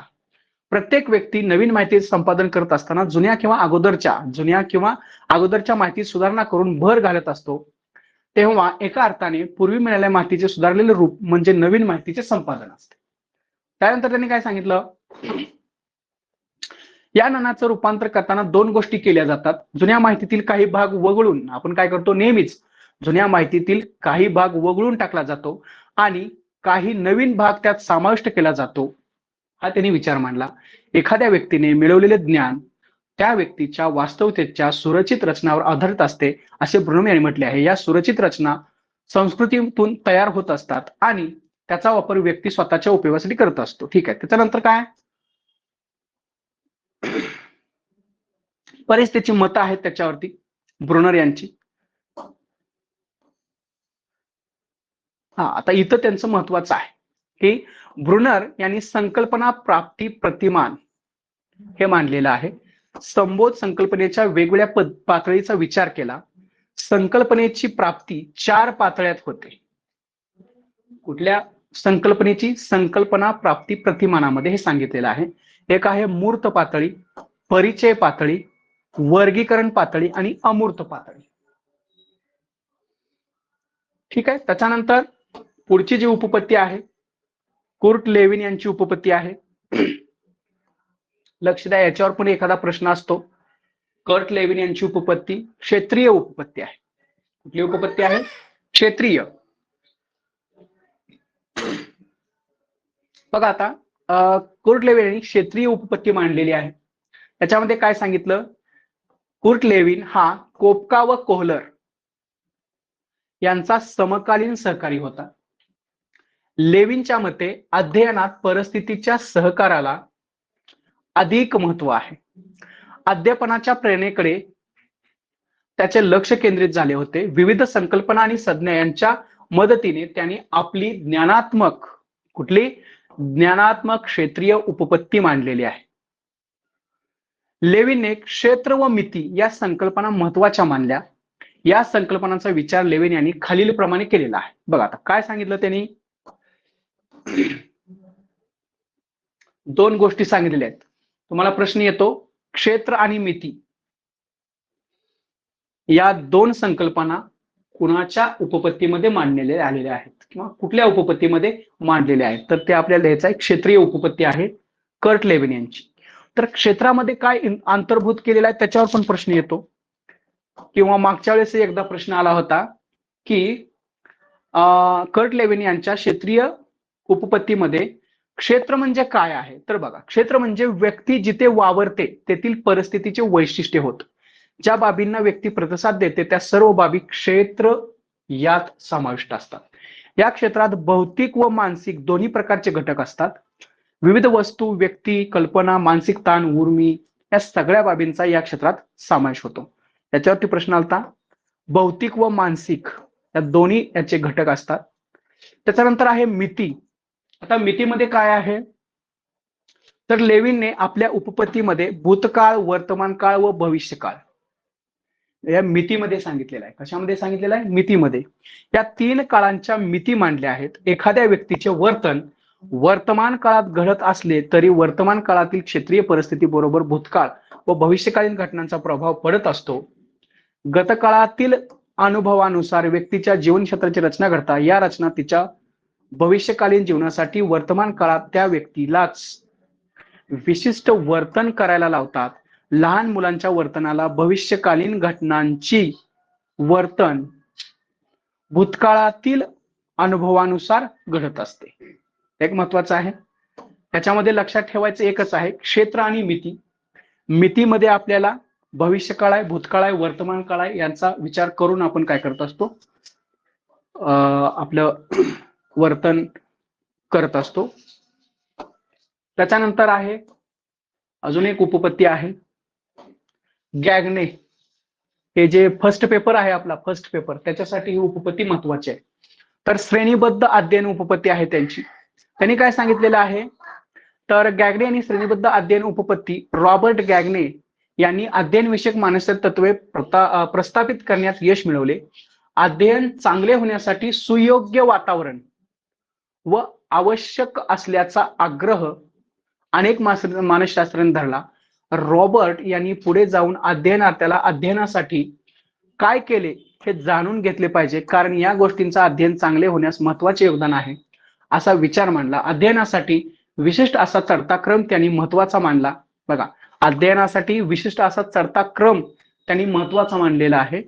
आणि खालच्या पातळीवर अध्ययन झाल्याशिवाय वरच्या पातळीवर जाता येत नाही असे त्यांनी म्हटलेले आहे.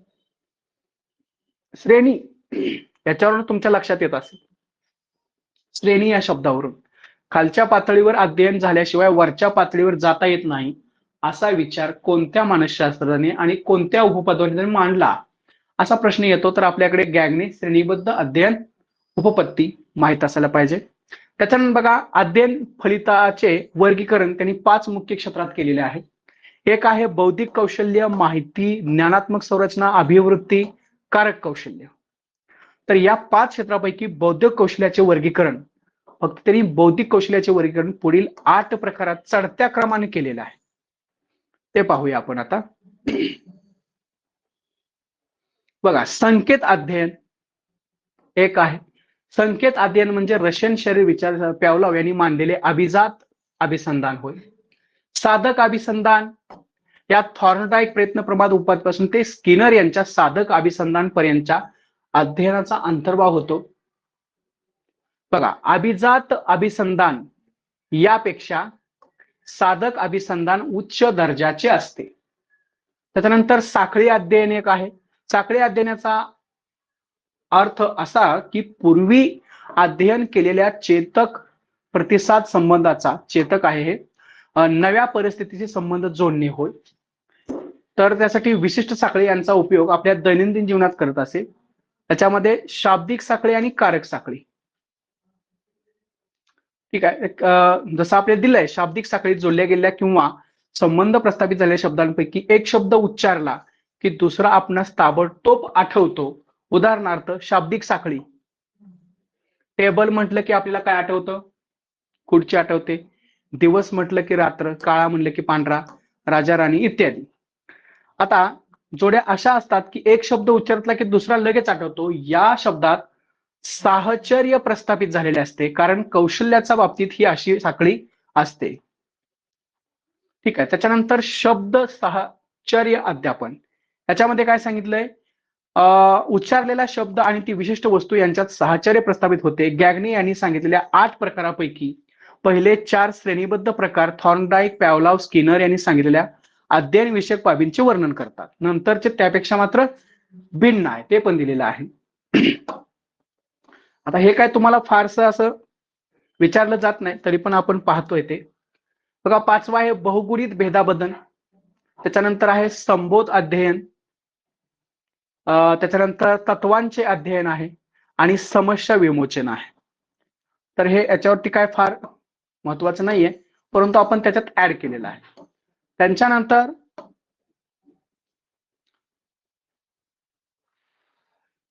त्याच्यानंतर आहे डॉक्टर बेंजामिन ब्लूम यांची प्रभुत्व संपादन उपपत्ती. कोणती उपपत्ती आहे ही?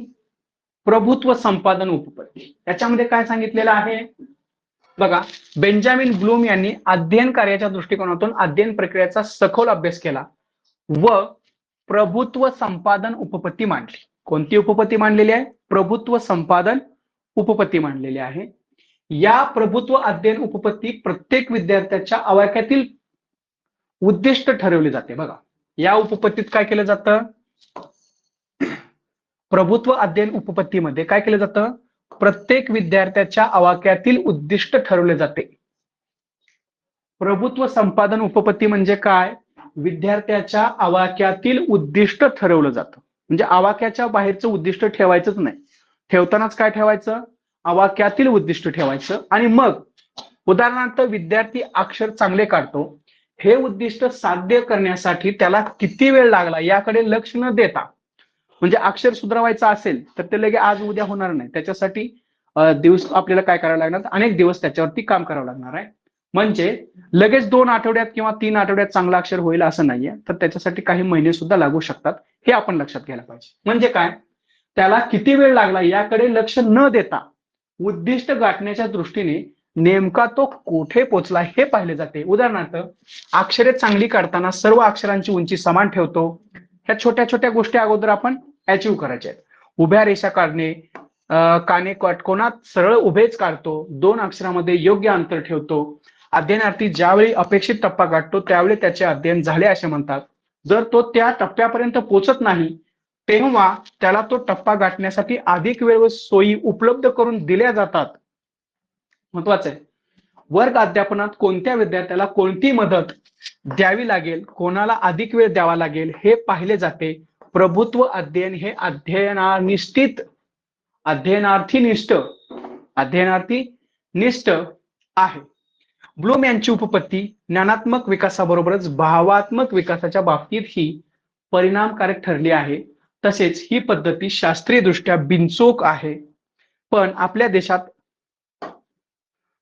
बघा त्याचं मर्यादा दिलेली आहे. काय आहे? शास्त्रीयदृष्ट्या बिनचूक आहे, पण आपल्या देशामध्ये वर्गातील जास्त विद्यार्थी संख्या व इतर समस्यांमुळे ती व्यावहारिक दृष्ट्या उपयोगात आणणे कठीण वाटते. तरी सुद्धा काही विषयांच्या काही अध्ययन घटकांसाठी ही पद्धती वापरण्यास हरकत नाही. ठीक आहे. त्याच्यानंतरची सामाजिक निरीक्षणात्मक अध्ययन उपपत्ती ही मांडलेली आहे अल्बर्ट बांदोरा यांनी. याच्यात काय सांगितलेलं आहे? अध्ययन विषयक अनेक उपपत्ती मांडल्या गेल्या आहेत. अध्ययन उपपत्ती मतभेद आहेत. कोणतीही एक उपपत्ती परिपूर्ण नाही. कोणतीही एक उपपत्ती अध्ययनावर आपले लक्ष केंद्रित करू शकत नाही. आपणास असे आढळून येते की बरेच मानवी अध्ययन दुसऱ्याच्या वर्तनाचे अनुकरण करून इथंच ही उपपत्ती आहे. बघा काय आहे? बरेच मानवी अध्ययन दुसऱ्याच्या वर्तनाचे अनुकरण करून घडत असते. त्यालाच काय म्हणतात? सामाजिक निरीक्षणात्मक अध्ययन उपपत्ती. भरपूर मोठा पॅराग्राफ आहे, पण त्यातील कीवर्ड्स आपल्याला लक्षात यायला पाहिजे. की सेंटेन्स लक्षात यायला पाहिजे. त्यातलं की सेंटेन्स कोणतं आहे? आपणास असे आढळून येते की बरेच मानवी अध्ययन दुसऱ्याच्या वर्तनाचे अनुकरण करून घडत असते. म्हणजेच काय आहे? सामाजिक निरीक्षणात्मक अध्ययन उपपत्ती आहे अल्बर्ट बांदोरा यांची. यात दुसऱ्याच्या वर्तनाच्या निरीक्षणाला महत्वाचे स्थान आहे. अल्बर्ट बांदोरा यांनी मांडलेल्या सामाजिक निरीक्षणात्मक उपपत्तीचा अनुकरण आणि निरीक्षण हा आत्मा आहे. अनुकरण आणि निरीक्षण आत्मा आहे. बांदोरा यांनी मांडलेल्या सामाजिक निरीक्षण अध्ययन उपपत्ती प्रतिकात्मक, दुहेरीपणा, स्वयंनियंत्रण यावर अधिक भर दिला आहे. म्हणजे निरीक्षण, दुसऱ्याकडून आपण शिकणे, निरीक्षण करून शिकणे, सामाजिक निरीक्षण करून शिकणे, हे त्याची उपपत्ती आहे. आता बघा, बांदुरा यांच्या उपपत्तीत ठळक बाबी पुढील प्रमाणे काय आहेत? अध्ययनार्थी हा नेहमीच्या आदर्शाचा शोध घेत असतो. हे आदर्श त्याला प्रत्यक्षपणे दिसेल, दिसले असते तर अधिक चांगलेपणे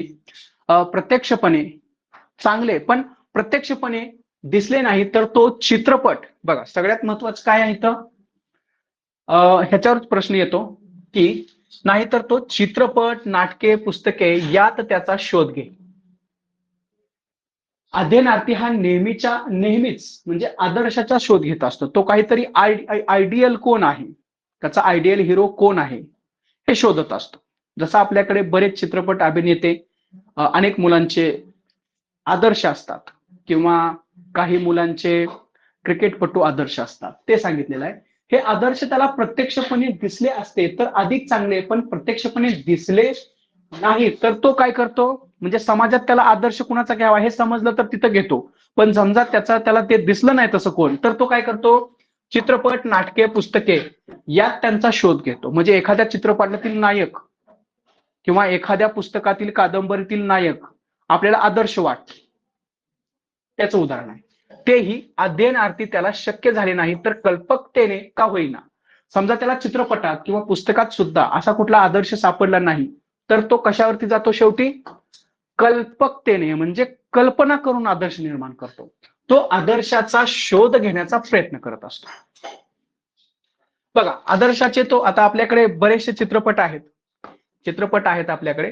त्या चित्रपटामध्ये जो हिरो असतो तो अतिशय स्ट्रगल करून काय करत असतो, शेवटी यश मिळवत असतो. म्हणजे ते काय करत असतात, लहान मुलं किंवा ही जी मुलं आहेत त्याचा आदर्श घेत असतात. बघा, आदर्शाचे निरीक्षण तो करतो, त्या संबंधी ऐकतो, पाहतो, त्यांना आपल्या मेंदूत साठवून ठेवतो. त्यानंतर त्या आदेशाचे परिणामही तो आपल्या मेंदूत संग्रहित करून ठेवतो. अध्ययनार्थी या आदर्श वर्तनाचे अनुकरण करतो, त्याच्या दृष्टीने ते आदर्श आहेत त्यानुसार तो वागतो. म्हणजे जसा आदर्श असेल तसं तो काय करत असतो, वागत असतो. वर्तनाच्या प्रबलनाची आशा करतो, म्हणजे त्याने एखादं चांगलं वर्तन केलं तर त्याला प्रबलन मिळावं, म्हणजे शिक्षा मिळावी, बक्षीस मिळावं, शिक्षा नाही बक्षीस मिळावं. इतरांना त्याचे वर्तन कितपत आवडते, कितपत आवडत नाही त्याचा तो शोध घेतो. त्याच्यानंतर अध्ययनार्थीच्या वर्तनाबद्दल लोकांची चांगली प्रतिक्रिया व्यक्त केली तर त्या प्रकारचे वर्तन करण्यास तो सुरुवात करतो, किंवा त्याच्या वर्तनाला विरोध झाला, लोकांनी नापसंती व्यक्त केली तर त्या वर्तनाचा अध्ययनार्थी त्याग करत असतो. आता बघा, सामाजिक निरीक्षणात अध्ययन उपपत्ती 4 उपक्रिया अंतर्भूत आहेत. एक म्हणजे अवधान, धारणात्मक प्रक्रिया, कौशल्यांचे कारकीय उत्पादन आणि प्रबलीकरणाची भूमिका. तर हे काय महत्वाचं नाही, पण वरचं जे आहे स्पेशली सामाजिक निरीक्षण उपपत्ती, हे समाजाचं निरीक्षण करून काय करत असतात विद्यार्थी, त्याचे आदर्श ठरवत असतात, यावरती अवलंबून आहे. त्याच्यानंतर अजून एक उपपत्ती आहे, बॅगलेची ध्येयनिष्ठा उपपत्ती आहे. बॅगले याच्यात त्यांनी काय सांगितलेलं आहे, तर बॅगलेच्या मते संक्रमणासाठी सामान्यीकरण आवश्यक आहे, पण ते ध्येयनिष्ठपणे केले गेले पाहिजे. एखादी कृती सहेतुकपणे व ध्येयनिष्ठ दृष्टीने केली तर अध्ययन संक्रमण होते. उपपत्ती काय आहे, बॅगलेच्या मते संक्रमणासाठी सामान्यीकरण आवश्यक आहे, पण ते ध्येयनिष्ठपणे केले गेले पाहिजे. एखादी कृती सहेतुकपणे व ध्येयनिष्ठ दृष्टीने केली तर अध्ययन संक्रमण होते. विशेषतः वर्तन, सवयी, गुण, जीवन मूल्य, दृष्टिकोन हे जर जाणीवपूर्वक सहेतुपणे केले तरच संक्रमित होतात. आपण मगा पण ही थोडक्यात पाहिलेली आहे, आता ही पाहतोय. मगाचं जे होतं आपलं संक्रमणाच्या उपपत्ती, त्याच्यामध्ये सुद्धा ही होती, आता अध्ययनामध्ये सुद्धा रिपीट झालेले. ठीक आहे, नियमितपणा, वक्तशीरपणा हे आपलं आताच झालेलं आहे. हे गुण विद्यार्थ्यांच्या मध्ये शाळेत शिक्षा होते या भीतीपोटी संक्रमित होता कामा नये. या दोन्ही गोष्टींचे महत्व, निष्ठा, जाणीव निर्माण झाली तरच ते गुण विद्यार्थ्यांच्या जीवनात आयुष्यभर संक्रमित होतील. उदाहरणार्थ, अध्यापनातील इयत्ता 3री मधील पाठ सवय शिस्तीची. आता हे जुनं असेल, कदाचित आता हे अभ्यासक्रम बदललेला असेल. इयत्ता 2री मधील पाठ गांधीजींचा निश्चयीपणा. इयत्ता 1ली मधील पाठ प्रामाणिक लाकूडतोड्या.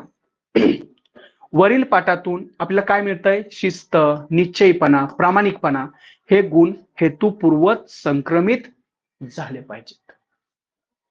ज्यावेळी शाळेत शिकलेली मुले दृष्टिकोन सवयी विद्यार्थ्यांना पडतील तेव्हाच विद्यार्थी त्याचा स्वीकार करेल. उदाहरणार्थ आचार्य विनोबा भावे यांच्या लहानपणीची गोष्ट आहे. देव तो देव, त्याच्या आईने दातृत्वाचा गुण विनोबांच्या मनात जाणीवपूर्वक रुजवला होता. देव तो देव.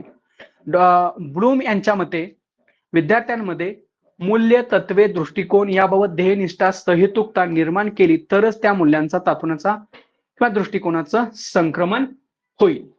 आपण पाठीमागच्या लेक्चरमध्ये सुद्धा ही उपपत्ती पाहिली होती, परंतु आता थोड्या वेगळ्या अँगलनं आपण विथ उदाहरणासहित तिथं दिलेले आहे.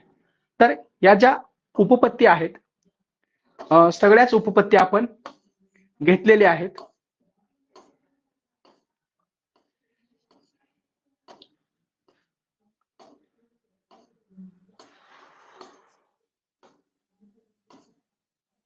ठीक आहे. तर मूलभूत अध्ययन उपपत्ती थोडक्यात आपण पाहू. आपण आज काय शिकलो? अध्ययन उपपत्ती आणि पद्धती. याच्यामध्ये अध्ययन म्हणजे काय? वर्तन ते सांगितलं. बिहेवियर, स्टिम्युलस, रिस्पॉन्स सांगितलं.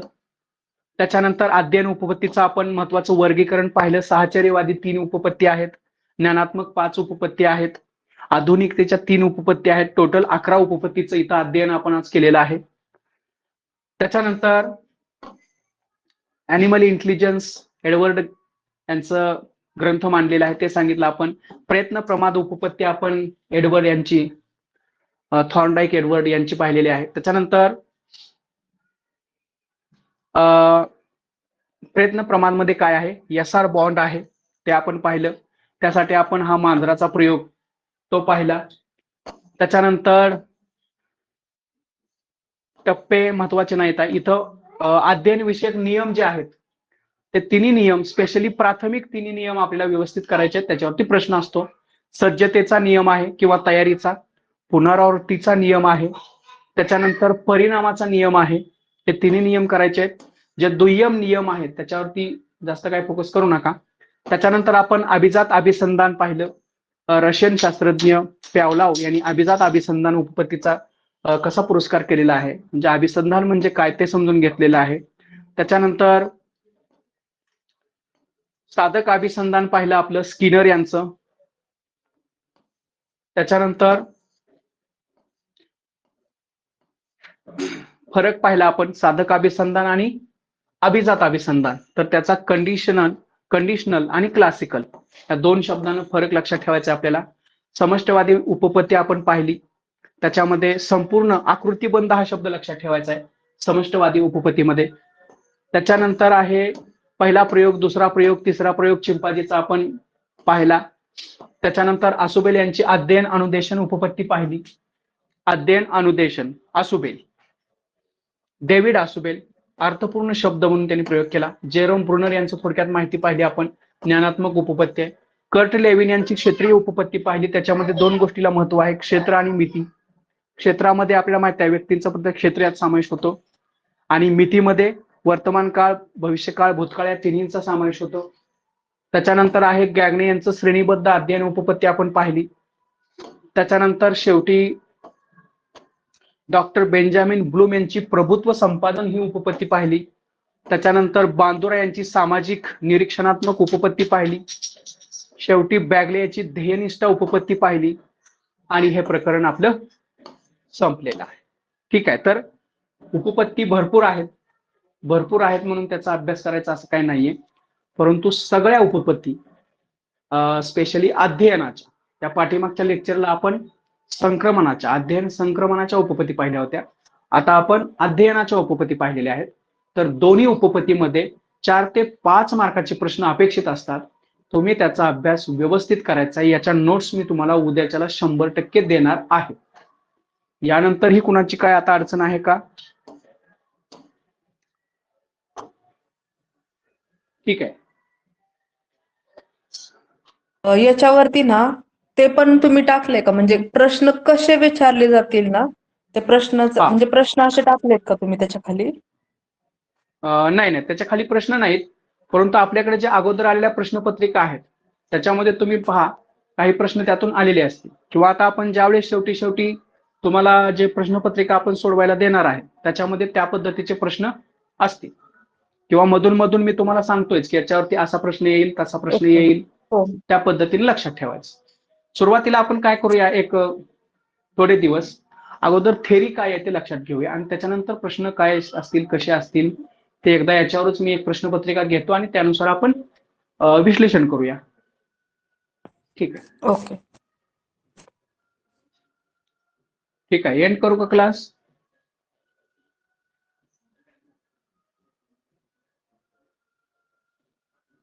हॅलो. Yes sir. हा, ठीक आहे.